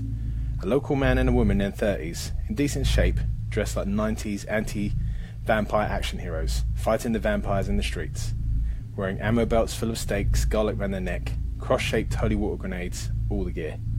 Some vampires are in emo hoodies, some are in Ninja Turtles or Spice Girls merch, whatever fits. Newsreader. Radio. Notel. Back then the undead were repelled by the local couple Henry and Margaret Vargot. Panel 3. We hit the present. In the swampy woods outside town at night, the Vargots are back, advancing towards the camera. Probably largest panel on the page. It's kind of a badass action shot, but they're also moving into the late 50s. Got the same equipment, though it doesn't fit as well. Henry's hair has receded a fair way. Margaret's gone grey. Both of them now need glasses. Newsreader. Radio. No tail. After two bodies with neck wounds appear in the woods, the vampire vanquishing Vargots are back. Henry. Did you apply the garlic mist, Marjorie? Margaret. Yes, it's making me hungry. Title and credits. It Sucked by Nick Bryan and Dan Butcher. Page 2, panel 1. Widest view of them approaching a dead body in the woods. Margaret rushing away from Henry towards it. Body is covered in tiny leeches. That huge manky neck wound, though they might not be clearly visible yet. Margaret, look! Panel 2. Closer up on Margaret, leaning into the body. She's looking at the neck, wound now right open and central. Not just 2 puncture wound marks, but properly ripped into, stringy flesh around the wound. Leeches all over the skin too. Henry, off panel. Is it a vampire, sweetie? Margaret. It's so messy. Whatever happened to it happened to a clean bite.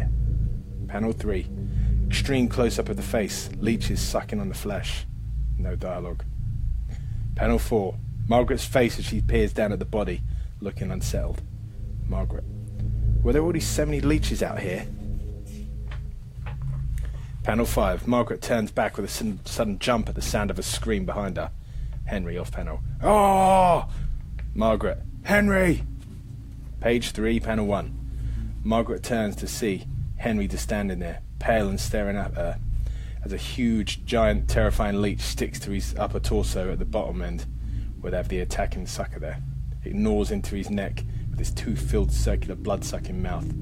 Injury already starting to look a bit like a corpse wound on the previous page. Blood trickling down his whole body, other tiny leeches visibly crawling all over his skin and armour. Henry. Newsreader. Radio. No tail. After police find the bodies of the Vargots, we ask, were the 90s a simpler time? Panel 2. Cruddy phone footage shows a vampire, still wearing the 90s merch shirt of your choice, literally being pulled open from inside to reveal slimy leech flesh, extra teeth appearing to push its mouth wider into the circle and rip into its face. Newsreader. Radio. No tail. Where vampires are a romantic face for the true blood-sucking menace. Panel 3. Back in the present, Margaret Vargot, now covered in leeches, pale and wide-eyed, stares off panel at something horrible coming towards her. Margaret, small. No! Henry, no! Newsreader, radio, no tail. Scientists warn garlic attracts leeches rather than killing them. Panel 4. From her point of view, the blood-dripping, sharp, tooth-filled mouth of the huge leech lunges at her face, filling her vision. No dialogue. End.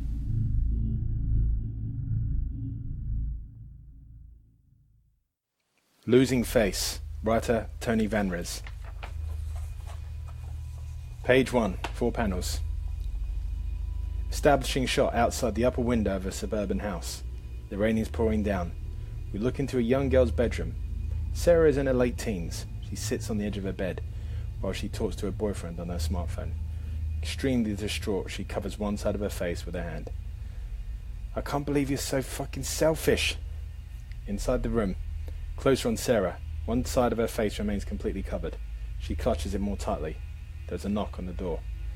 Sarah. Fucking say something, Austin. How can you do this to me? VFX. Bang, bang. Sarah's mother. Sarah, open up. Your father and I are worried sick. You've been in there for hours. We can hear you crying. Panel 3. Closer still on Sarah. Tears are streaming down her face as her anxiety spirals out of control. Sarah's nails dig into the skin on one side of her face. She draws blood. Her room door is still in view. Sarah. You arsehole. Won't you just tell me you had it? I can feel them sprouting under my skin. VFX. Bang, bang, bang. Sarah's father. Sarah, this is the last time you've pulled this shit on us. You know your mother can't handle this stress anymore. I'm busting this door open. Sarah's mum. No, John, stop it. Wood breaks as Sarah's father forces the door open. Frightened, Sarah jumps up and drops her smartphone onto the bed. We still can't see the side of her face that she was covering earlier. VFX. Crack. Page 2. 5 panels. Panel 1. On Sarah's parents, they burst into the room. Her mother is visibly stressed and afraid, whereas her father is overcome with anger. Panel 2. Same shot on the two parents. Their demeanour quickly changes as their daughter's predicament is revealed to them. Upset, Sarah's mother covers her mouth and tears start welling up in her eyes. All of a sudden, Sarah's father can't hide the disgust he felt towards his little girl. Sarah's mother. Oh no. No, Sarah, baby. Big reveal on Sarah. The previously obscured side of her face is revealed to be tryptophobic. Nightmare. Countless tiny little holes have formed over all over the left-hand side of her face. Within those little openings, we can see slick black buds beginning to sprout. In between the disgusting holes, small bumps are visible. More wet black beads are starting to burst through the skin. Ashamed, Sarah cries.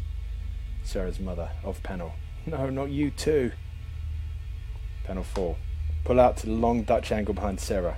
We see the whole room and her being confronted by the parents. However, the focus is on Sarah's smartphone lying on the bed. The screen is still lit. Panel 5. Close on the phone screen, we read Austin's name on the display. The call hasn't been interrupted. Page 3. 3 panels. Panel 1. Match cut to Austin's phone. Close on this display as well. We read Sarah's name. Austin's index finger rests on the side of the phone. We see a familiar opening with a big, disgusting black bead protruding from his finger. Panel 2. Pull out to reveal more of Austin's arm. He's in much worse condition. Trypophobia triggers are abound. The openings and growths have run up and down his arm. Some of the black beads have sprouted into worse blobs and branches. Full reveal of Austin's body. He is completely ravaged and deformed by the affliction.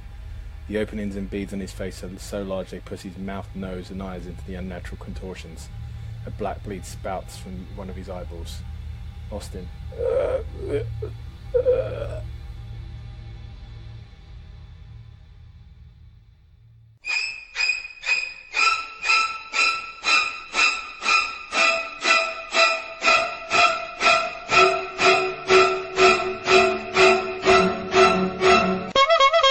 What a thespian. Yeah. What? Look at that. Oh, It's a thespian. It was incredible, that. It was like seeing Olivier. Well, hearing Olivier. Yeah.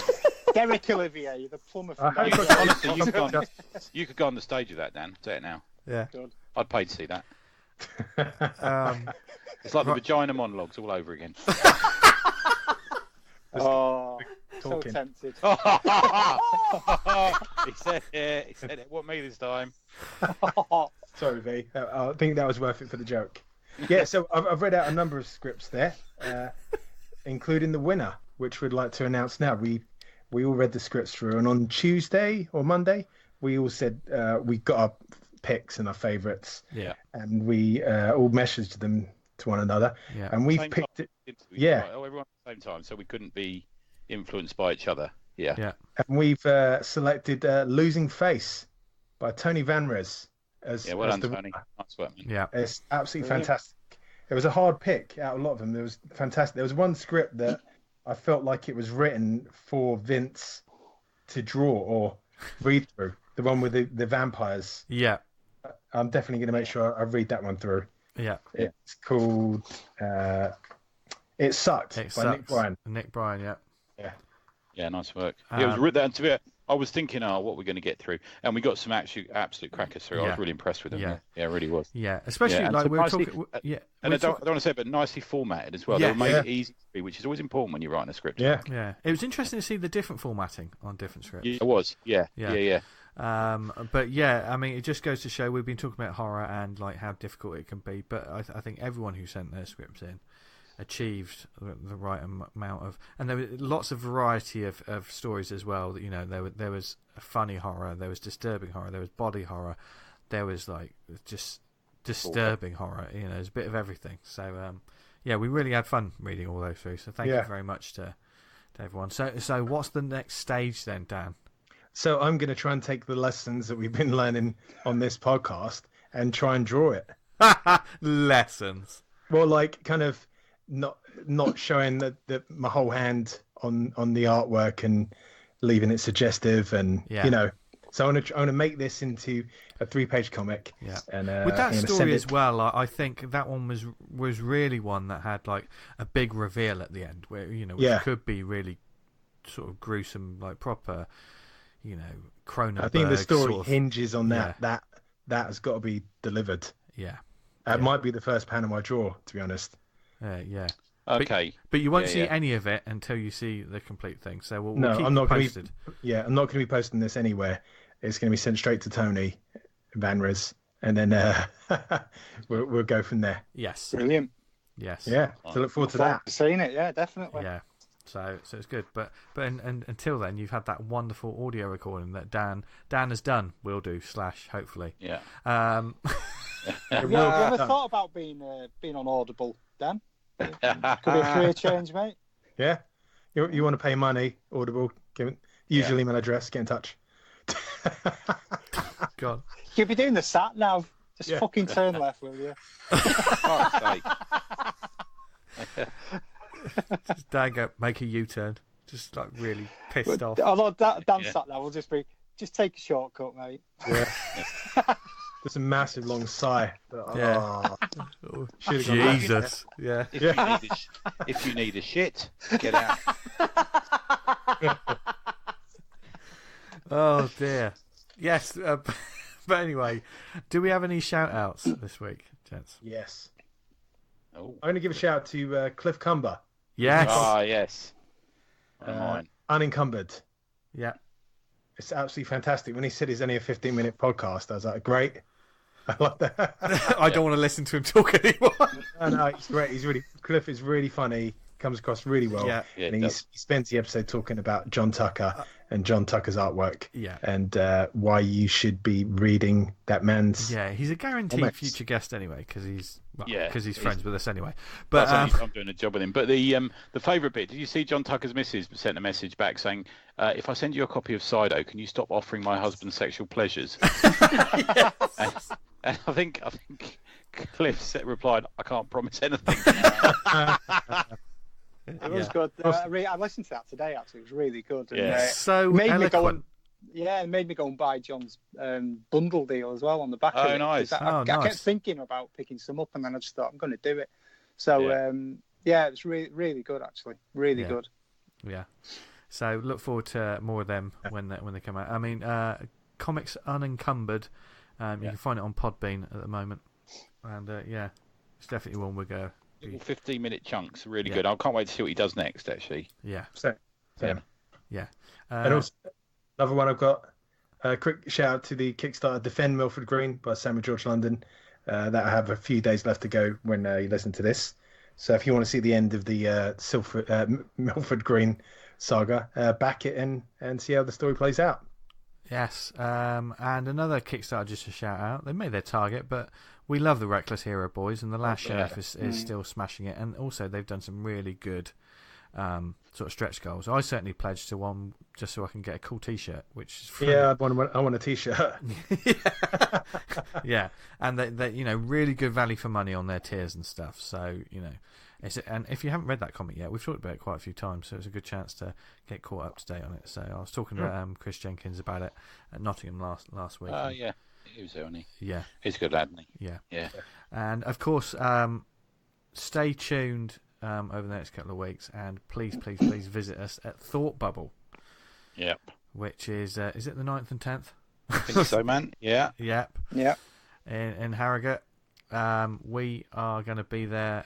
The Awesome Comics table is in the Ask for Mercy Hall, 93A. So please come and see us there, because we'll have comics. I will have a shiny new sketchbook. Yes. Ooh. My first step into the world of sketchbooks. Brilliant. And I'm bricking it. So just after it was like, shall I do a sketchbook, lads? Yeah, go on. Have you done your sketchbook yet? Well, it's Tony's fault. It's all Tony's fault. This is actually all Tony's fault. So yeah. No. Yeah. Buy it. It's very good. I've seen it. It's very good. Yeah. So I'll have some prints, and we will be doing a crazy deal. If you haven't got any of the Awesome Comics issues yet, there is going to be a big deal. I won't necessarily announce it yet. Yeah. But yeah, it's going to be great value for money. So yeah, please come and see us there. I'm going to be obviously trying to sell stuff, but also I'll try and get some interviews as well.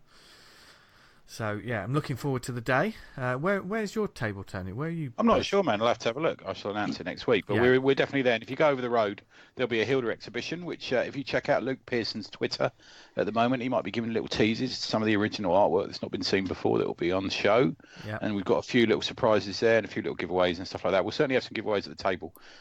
Maybe some Hilda stuff and some gay stuff and some stuff like that. So pop over. There's a little crowd of us going up, actually. It's going to be a bit of a giggle. So...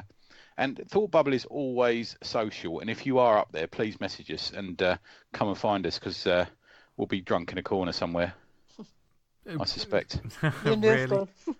Yeah, with a couple of Nerf guns. No. Actually, I'm quite glad I'm not near you. Don't say it like that. You know I'll pine for you all weekend, Tony. You know that. We're going to be there on the Sunday. We're just going as visitors this year. Brilliant. So we're going to be there on Sunday. I'll be signing some covers of The Dead Next Door, which is nice. Luke Michael Copp's new book he's releasing. So I've done the cover for that, so I'll be doing a few scribbles on that for him. Oh, I saw that cover. That's a great cover, man. That's really did good. the cover for Vanguard 17, which I'm eternally grateful for. Oh yeah, of course, fantastic. Yeah. No, thank you. It was an honour. Smashed it. So yeah, we're looking forward. Never actually been to Thought Bubble, I must confess. So looking forward to scoping it out and seeing what it's like. Yeah, definitely. We might be in a position to put a sort of bid in to try and get a table next year, but we'll see. Yeah. I know it's a tough gig to get into. I know, so We know. Well, they all are these days. They all are. They are, mate. Yeah, we've discovered that this year. Yeah, it is. Yeah. But, we're best friends with them now after speaking with Chloe. Yeah. So she'll never speak to us again. Yeah. Yeah. You probably find your table's not there now. Yeah, probably. In the car park. Probably. No, but we can't wait for it. We'll be talking more about it next week, and I'll probably mention something else at the end of the show anyway. But from any other shout-outs? Does anyone got anything else? Can I do one? Is that all right? Of course you can. Go for it. Just firstly, I'd like to just do a shout-out to everybody at Nottingham last Saturday, which was superb. We really enjoyed Nottingham and everybody we met there. It was really, really enjoyable. And again, it's the first time, because we've not done a lot of cons. This has been our first year of doing conventions, really. We're just testing the water on some. And Leamington, Nottingham, Oldham, places like that, just been absolutely brilliant. No, I've not done Oldham before. It's brilliant. Absolutely brilliant. Mate, Oldham it's a fantastic Are there many Southerners go to it? I don't want to get beaten up. Yeah, okay, fine. You'll be all right. You can all lie together. Yeah. I think he actually has a special pen he puts you in. Yeah. And we shoot Nerf guns at you. It's got all the shandy you can drink, so you'll be all right. Oh, I'll be there.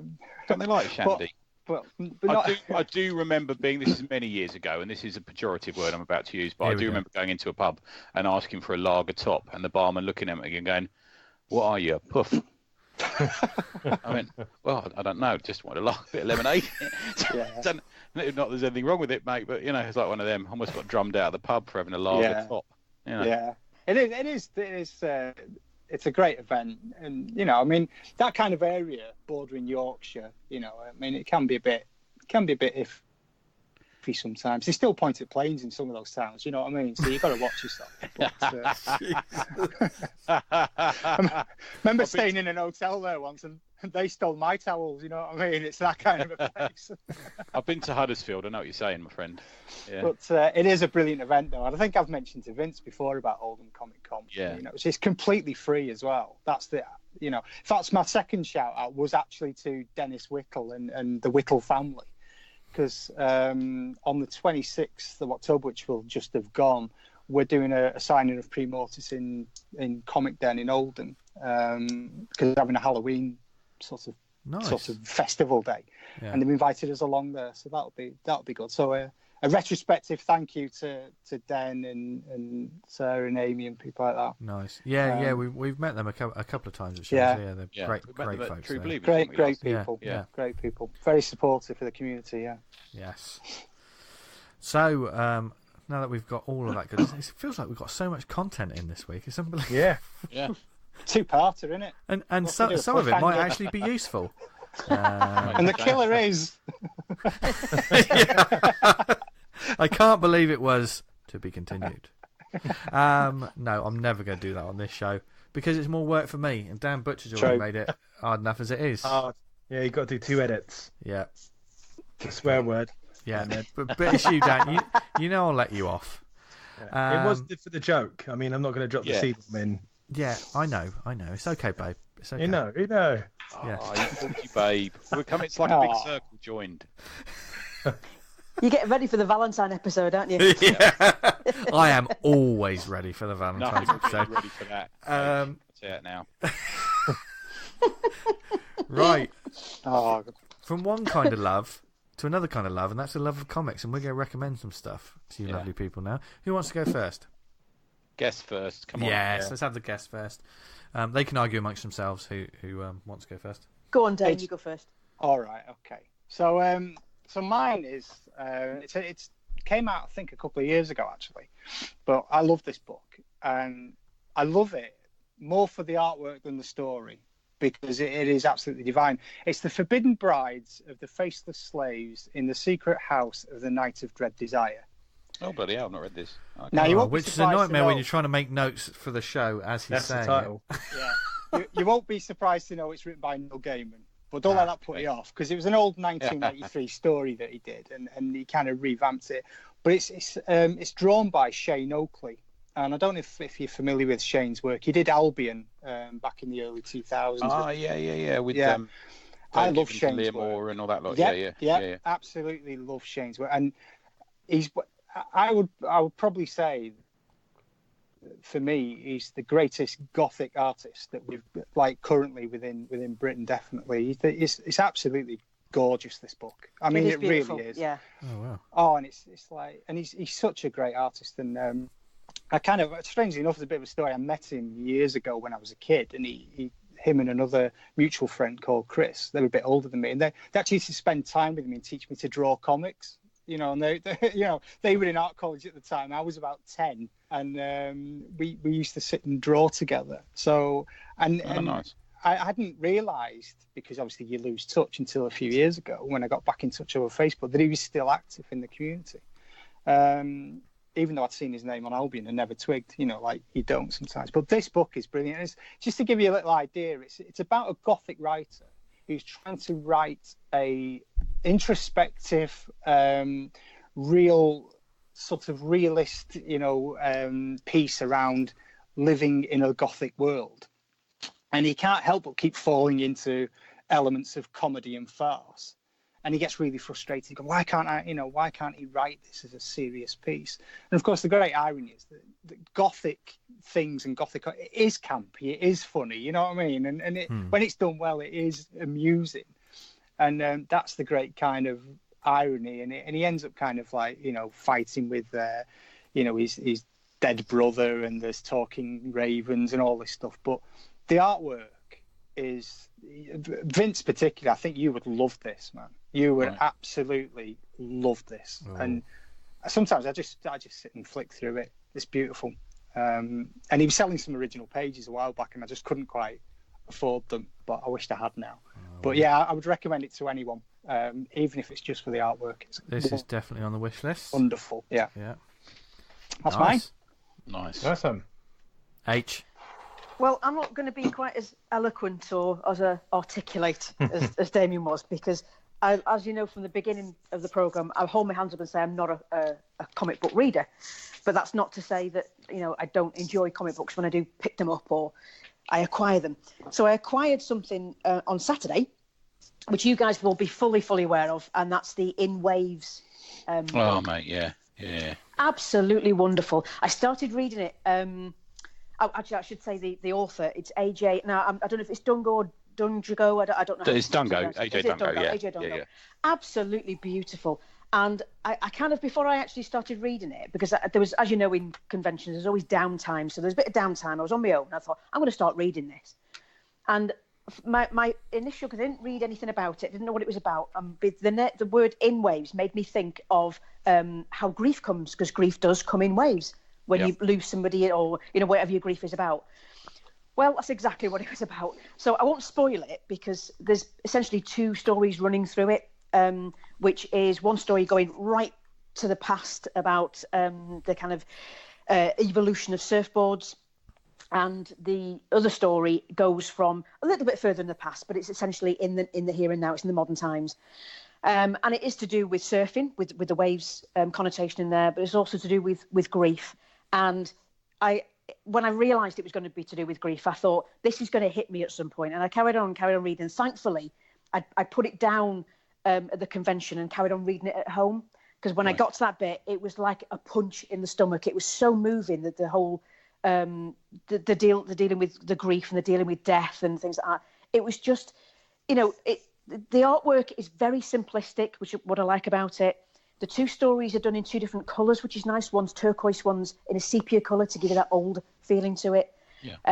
Very simplistic, very little speech in there. There's more sort of descriptive stuff in there, but again, it's incredibly succinct with the text in there, nice and simple. But the power in it is the sequence of the panels and the way it's done, and the close-ups, and then the pull-backs where you go into the distance, and dealing with the kind of people around the grief and how everyone deals with it. It was so moving. I absolutely loved it. I devoured it, and I think I probably will read it again and probably again. Yeah, it's just wonderful. Absolutely to me, wonderful. One of my favourite bits in that is, obviously I'm a big fan of the book, and I love AJ's a friend of mine. And I actually genuinely think this is going to win some awards next year. Yeah, is the first kiss between the two of them in the driveway, and it's told so touching. It's beautiful, God, so real, isn't it? Yeah, it really. And you know what? It has kind of inspired me, because I mentioned to you before that I'm writing some short stories myself that are kind of slightly autobiographical, and it's kind of inspired me to. Because at first I was thinking, is anybody going to want to read this? And I thought, do you know what? This is somebody's autobiographical story, and people are reading it. So I thought, well, why not? And I actually contacted the author on Instagram and told him how much I enjoyed the book. And he's very receptive, AJ. Yeah, he wrote back and thanked me for, you know, and I said, no, it's my pleasure. And you know, obviously I said, I'm sorry for your loss, because it was really moving, and it's a very thing to be very open about it and wear your heart on your sleeve like that, to discuss what you've been through. So, you know, lots of kind of kudos to him for dealing with it, but dealing with it so beautifully and eloquently as well. So that's my recommendation. Yeah, he's a young guy, but he knows what he's got. There's a real level of sensitivity, but totally. he turns that into art, which is a real achievement. It's what you I really need to want, get this book. It's the next one. Mate, I'll have a copy for you in the thought bubble. Yeah. It's and it's a brick of a book as well. You could be isn't it? with it, you know. Yeah, but I soon devoured it because it's so easy to read. But without, you know, I'm thoroughly reading it. I didn't just skim through it. I read everything, and some pages I had to read again, and some pages I had to read again because I was too busy crying. You know, so I had to go back again. You know, just wonderful. Yeah, I read it on a long train journey, and then now we're both experts in surfing as well, aren't we? H? Indeed, yes. Yeah. Although never get me on a surfboard because I really would probably drown. It's just awful. Well, on his after having met him out near where he lives in LA, he sort of said, "Oh, you should give it a go." And I tried to go swimming where they were surfing, and it was just like getting hit by a rugby scrum. Oh God, yeah, I can imagine. No, I'm not very good in the water, and I'm only small. You know, I'm quite kind of, I'm short and stocky, and I've got a bit of body strength, but I don't think I'd be any good. Yeah. Right, who wants to go next? Dan, do you want to go next? I can't really recommend my book because I went. It's always you. It's always you that has this.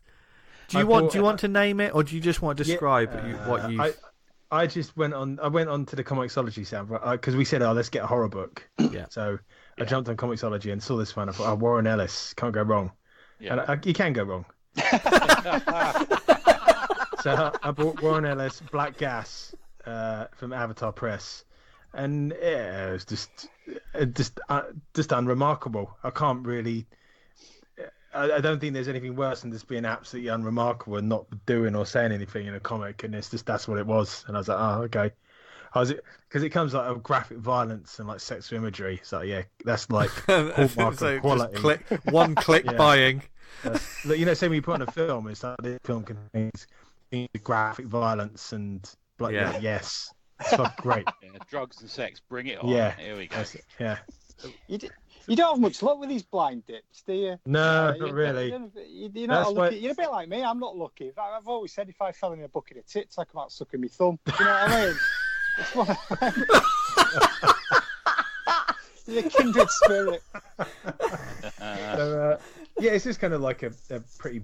That's what it's pretty bland zombie story. This couple go onto an island. There's a big kind of thing in the middle that cracks open, and a gas comes out, and wherever the gas hits, they become like zombie-like. But I just, near I was getting near the end, I was kind of like ended up thinking, to skip a few panels because there's nothing interesting happening. Yeah, and, it's bad that, isn't it? It's bad when you do that. I've done that before now, where I've just thought I just want to get to the bloody end of this. I should have realised that's a big fucking warning symbol. So there we go. So don't get Black Gas. Don't get Black Gas. I'm sure that was one of those films they made, wasn't it? One of the warning films we were talking about. Yeah. I had a bit of Black Gas earlier. I was going to say, something you ate, yeah. It's usually my search terms when I go on adult video sites. Oh.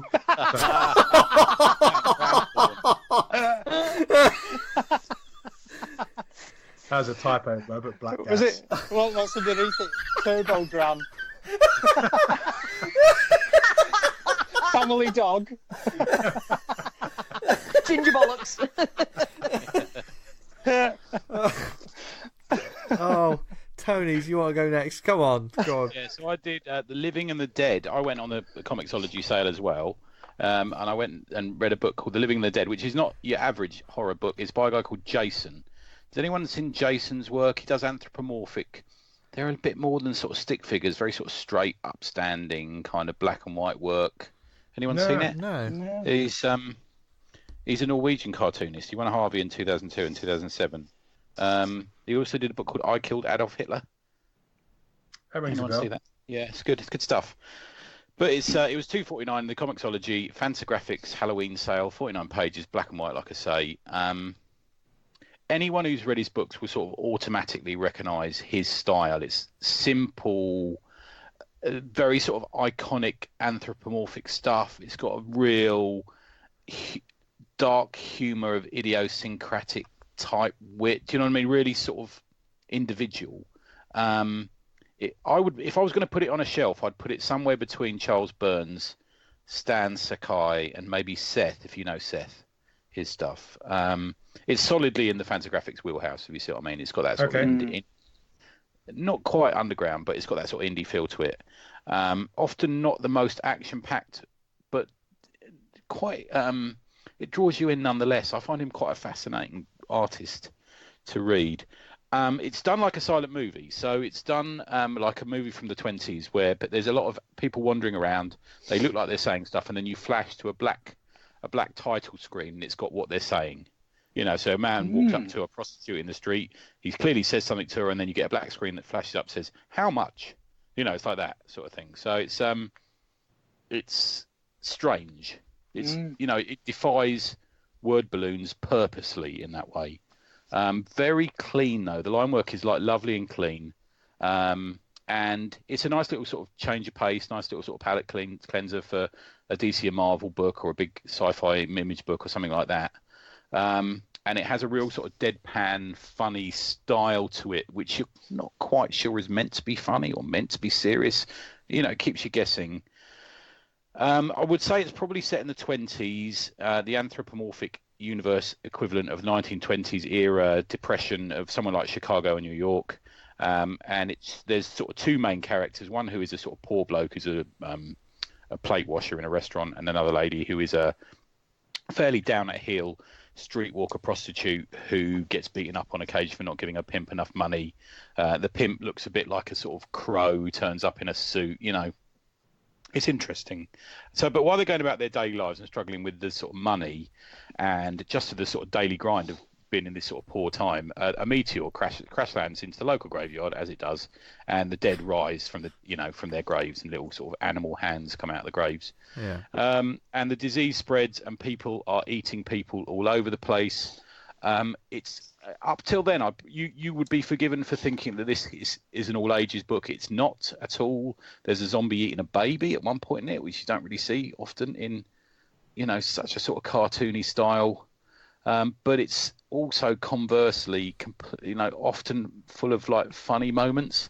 They're running off from a crowd, like you get in The Walking Dead now. You get that sort of big sea of zombies coming towards them, you know. So they run away from them, and they get in one door of a car and out the other side of the door of the car, and so the zombies all have to copy them. So they all sort of traipse through this car, you know, stuff like that. Bit funny. They run into an off license and grab a bottle of wine so they can go and drink when they're because they obviously can't afford wine normally in their lives. But the ending is not exactly what you'd expect. It really has a strange ending. Okay. It's quite, let's call it horrifically romantic, I'm going to say. Sounds like my wedding. Yeah. Well, the first part, anyway. Yeah. So The Living the Dead by Jason, like I say, he's a Norwegian cartoonist. His real name is John Arne Satteroy, and he's won a couple of Harveys. If you go to www.fantagraphics.com, you can get a copy as well, at Fantagraphics. I love Fantagraphics. They make some really great books. We don't talk about them enough on here. They are the leading light in this sort of book, you know, and they're just, you know, the building would fall over from the amount of awards they've won for their books and stuff like that, and they do cater well to the strange and the, you know, the diverse and that sort of thing. So, The Living and the Dead. Also, if you can't get that one, get I Killed Adolf Hitler, because it's a cracker. Yeah. Nice. That's a nice one. Okay, cool. To sign us off, a Kickstarter reward that I got, and this was a Kickstarter that I backed just purely. I just took a punt on it, really. I got the digital PDF, and it's a one-shot, 39 pages, and it's by Vera Greentea. And Vera. I'm going to get this name wrong. I apologise. Kyla Vanderkloot. I hope I got that right. So I'm going to call you Vincent Vanderkloot. No. I've been called many things in my life, Tony. A lot of them by you. But yes, this one shot. Going back to gothic horror in the true kind of sense. This is Women Do Not Creep by Daylight, which I just received just the other day, actually, as we speak, as a reward. And yeah, just got my PDF and just absolutely just devoured it, cover to cover. Nice, easy read. I will admit, this is the first thing I've read of Vera's work. She's great, man, and she's also the master of Kickstarters. She knows what she's doing. She just brought a book out through First Second, which is a crack. I was looking at it in New York. Oh, nice. Yeah, I met up with her over there. Yeah. Nice. Well, this is a very accomplished little gothic ghost story. Now, in those sort of classic sort of M.R. James kind of sense, if you think of like some of the creepier M.R. James stuff, it's about two women join this.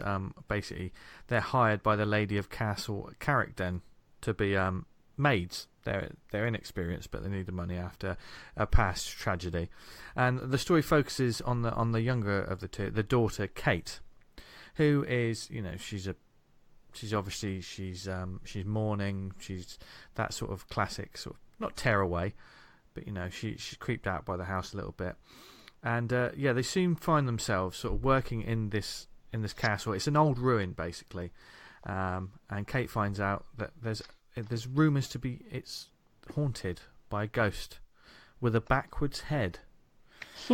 And of course, in the classic sort of ghost story sort of tale, she decides to investigate this rumour, and creepy things play out as the story goes on. I absolutely loved this because I don't want to spoil it or anything for you, because I think people will also just pick it up and read it in one go. One thing I will say is the art by Kyla is absolutely stunning throughout, because in order to get away with that, and we're talking like it's a period piece in the sort of, if you imagine a Jane Eyre sort of Bronte sort of, okay, it's that sort of Gothic mansion. You've got to, if you're telling that sort of story, you've got to set the mood, and you've got to have architecture, and you've got to get the colouring and everything, and it's just awesome throughout the whole thing. I knew that this was a creepy house. Everything about it felt creepy, without it being cliched creepy though. It's not artwork that depends heavily on shadow. In fact, I would say it's dark when it needs to be dark. There's not black inks everywhere. There's a lovely colouring style going throughout this as well as the lettering, which Kyla does herself as well. And you really get a sense of the period and the actual work at the same time, which you get character work built up, and then as the mystery plays out, and then the strangeness, and this is all in 39 pages, and then there's a twist. Of course there's a twist. There's always something with these sort of horror tales. There's some wonderful panels. There's one wordless page where Kate after being outside for a little bit, she walks back into the house, and this fabulous panel which made me look at, I had to stare at it a couple of times because it is a proper horror movie, a horror scene. And there's some sort of aprons hung up on a wall, from all the maids and stuff. And she's walking past them, and she's on the far right of the frame. So she's almost walking out of frame. So the focus of the wall is these aprons. And the one in the middle looks like someone's in it. And it's hung up on a wall, but you can see hair sort of hanging down. You can't see a face. And it was one of those, I had to take a double take. Like, what is that?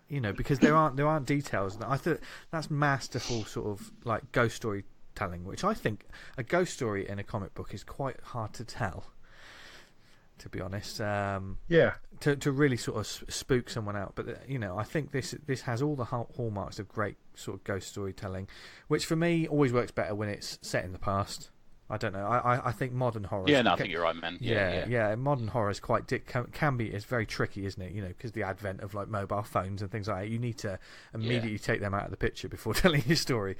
Yeah. But this one, the writing, art, it's just beautiful. I absolutely loved it.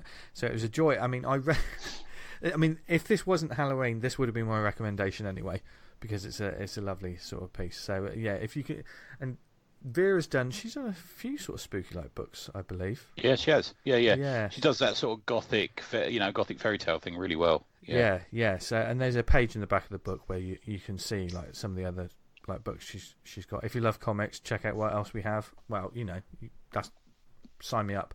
So you can find it all at Greentea Publishing. I'll put out some pages of this. I might post that panel that I was talking about just then onto the Facebook group, just that one panel, because it's not a spoiler for anything, but I think it's just a masterstroke of storytelling, and for a writer to write that and I think they're a good team, this team. So hopefully they'll do something else, and I'm now I'm on board the train of Vera Greentea's work. I know. I don't know if anyone wants to reach out to her on Twitter. It's quite well known that myself and Vera were a figure skating partnership in the 80s. Yes. So when we get her on the show, we'll talk to her about she's hilarious. How you ruined that. She's the best company. I'll tell you what. Yeah. Good. So I love this. I love this. So it was brilliant. So definitely want to check out, and more so, especially around this time of year. Yep. So, exactly. There you go. Anyway, folks, that was loads of fantastic sort of comics to check out. I know I've got...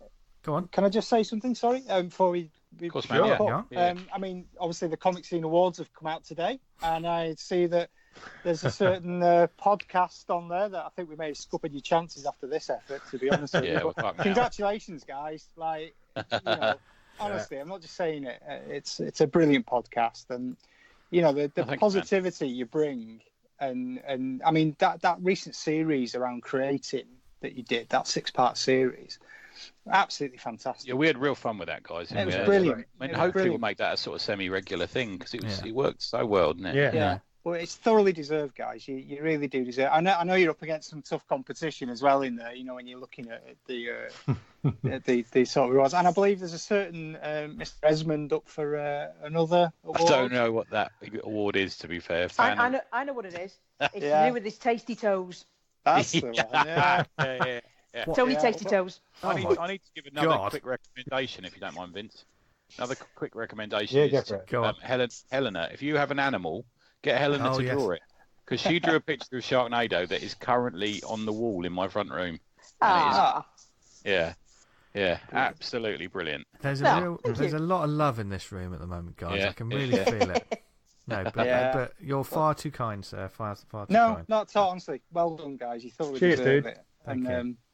Keep doing what you do, because you stopped me from murdering people on a Monday morning in work. So we've saved a lot of murder at the Manchester City Council offices, haven't we? To be fair. Yes. Yes, you have. We're saving lives as well. Don't retire. Across the country. Yeah. We are true heroes. Yeah. So if we've saved your life, then get in touch with us. Nice. You can email us awesomecomicspod@gmail.com. Likewise, if there's anything you want to talk to us about or etc. We got another competition at the moment, have we? Did we announce? No, we haven't. Yeah. We had 2 competitions at once. It sort of confused me. That's what it was. The Don won the Rock the God. Of course, yes. Also, the postcard thing. You got to the end of October to send it in. I've done mine today. Brilliant. So, just quickly, do you want to talk about what that is? So, if you're listening to this, you send an A5 or a postcard illustration into Richard, and he's going to auction them off for charity, Little Heroes. So, if you've got some Inktober stuff you've done, send it along to him. There's a web address floating around. Hope to get in the show notes. And great, we can get you right out there and raise some money for charity. Yes. Always brilliant. And also brilliant is our Twitter @TheAwesomePod, where you'll find out about the next shows and whatever's upcoming, and we'll be retweeting or talk about whatever. They've got the keys to the car as well, so it's not just me. So Dan's usually quite good at promotion, aren't you, Dan? Yeah, I've been on there a couple of times. Yeah. And you can also go to facebook.com/awesomecomicspodcast and like us there. Or if you just want to talk comics or just generally get involved with the fantastic community that has sprung up, around this show, and it's nothing to do with us, it's the people themselves. And then go to the Facebook group Awesome Comics Talk, where you can continue the conversation that we've had tonight, the good, the bad, and the ugly that we've had tonight. Jesus, I'll be as each sort of major convention comes around, I've been putting up a post about who's going to be there, what you're going to be bringing along. Yeah. So there'll be a thought bubble one going up very soon. Brilliant. Yes. Yeah. Nice and Teddy. Yeah. So expect some more exciting stuff over the next few weeks from us as we finish off the convention season. Thank you for listening to us, whether it was on the website awesomecomics.podbean.com. If you listen to us on iTunes, subscribe, leave a review, helps get the word out and more people find out about great comics, maybe learn something, and occasionally wonder, what the hell is this? Also, if you listen to us on any of the networks like Spotify, Stitcher, Podnose, Podknife, what else were we on, Tony?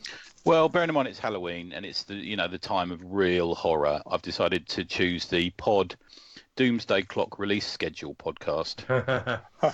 That is a horror show. Oh, is it ever ending? Oh, fuck knows, man. Is it ever ending? It's actually all right. Man. It just never comes out. Yeah. Trouble is that because I'm getting on a bit. I can't remember what I've read now. By the time the next one comes out, I know. Forget what's happened. It's a very meta comic playing the time. Yeah. That's Alan Moore's put a curse on you for reading it. That's what's happening. Yeah. and from one curse to another, where can people find us online, etc.? Tony?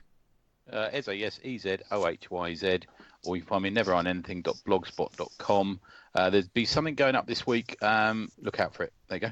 Nice. Dan? You can find me on Twitter at Vanguard Comic, and you can read Vanguard at vanguardcomic.com. Yes. 3 updates this week. So. Nice. Cool, blimey. You are cooking with gas now, Dan. I've got a horror story to draw now, my friend. Yeah, fucking hell. Yeah. He's doing well on the latest issue, though, folks, so don't worry. Yeah. So, we had a sneak peek of things to the come. thumbnails, I'm well along in it. Yeah, it's looking good, looking cracking. If you want to follow my artwork or just daily waffling, you can find me on Twitter and Instagram at Jester Diablo. And if you go to Thought Bubble, I've opened my commission list. So please get in touch. I have got Vince's man thing right in front of me here. It's brilliant. Jesus. Yeah. You got the video stream enabled, Tony. Yeah, mate. I'll tell you what though. I'd forgotten. I'd asked you for this cheekily, but it is one of my favourite man things. I've got to tell you. It's better than, shut up. Even better than my giant size man thing. But I was looking at it. I was just having a look at it before we came on air, and the little details you put in this, man, really nice stuff. I would read a Man Thing comic by you, definitely. It'd be great. Yeah. Yeah. Definitely. Yeah. And I'm working my way through my classic wrestling portraits that you're doing for me as well, Vince. I'm enjoying them. Talkers so far, they're brilliant. I've already got the next 2 lined up, but they're superb, mate. If anybody wants a commission, honestly, get them off Vince because he's cheap and he's good. You know, I'm cheap, but I'm crap. So you know, I can vouch for that. On that bombshell. And with art as well. Yeah, you guys are bloody brilliant. And where can people find you and your amazing art? Okay, so we've got obviously the joint website and social media. So the website is ArtNineTwo.com, and that's all letters. There's no numbers in there. ArtNineTwo.com. And we're on Instagram as Art92. And then I'm on Instagram as Penciling the Journey, and that's with underscores between the gaps, so penciling _ journey. And I'm on Twitter at Penciling the J. Dame. I'm on Twitter at Damian Ed666. Damian Ed's all one word and just 3 6s straight after it. And on Facebook, on the other one, on Instagram, I don't know what I am on Instagram. I think I'm Damian Edwardson Art, but I can never remember. Yeah, I think you are. If you go to Art92, you can find our individual links from there. So yeah, it was. I'm always around and about talking the usual shit. Sorry, I mean your intellectual conversation. In my intellectual conversation. Yeah, which we actually heard tonight, so it's not bullshit. So there you go. So thank you very much for listening, everyone, and to our lovely guests. Go forth, have a brilliant Halloween. Read a horror comic, no matter what it is. Just check one out and read it on Halloween night. We'll be doing the same. So until next time, from Dan, Tony, Damian, H, and myself, have a brilliant week. What should they do, Damian? Stay awesome. Back off the net. See ya. Bye. Bye.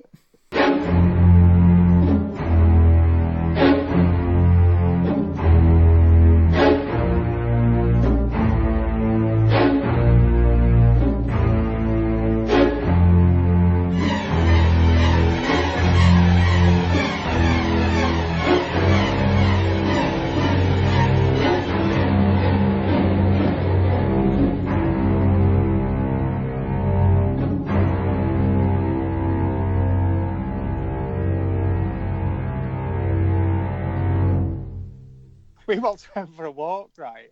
Because I hate just walking nowhere. So I said to her, you've got to have a destination. So we were going to walk to the next village, and we met this guy, it was weird. He was in the middle of nowhere. He had this little dog. And he goes, he picks his dog up. Oh, Jesus. Look at Oh, Christ, I know what you're going to say. Story. Right, this weird fella, he's chatting away, a bit over friendly like. Hello, Helena. Look, yeah. Hello. Look at the jewels on that. Oh. Look at the jewels on that. And I'm going, okay, yeah, nice right. that.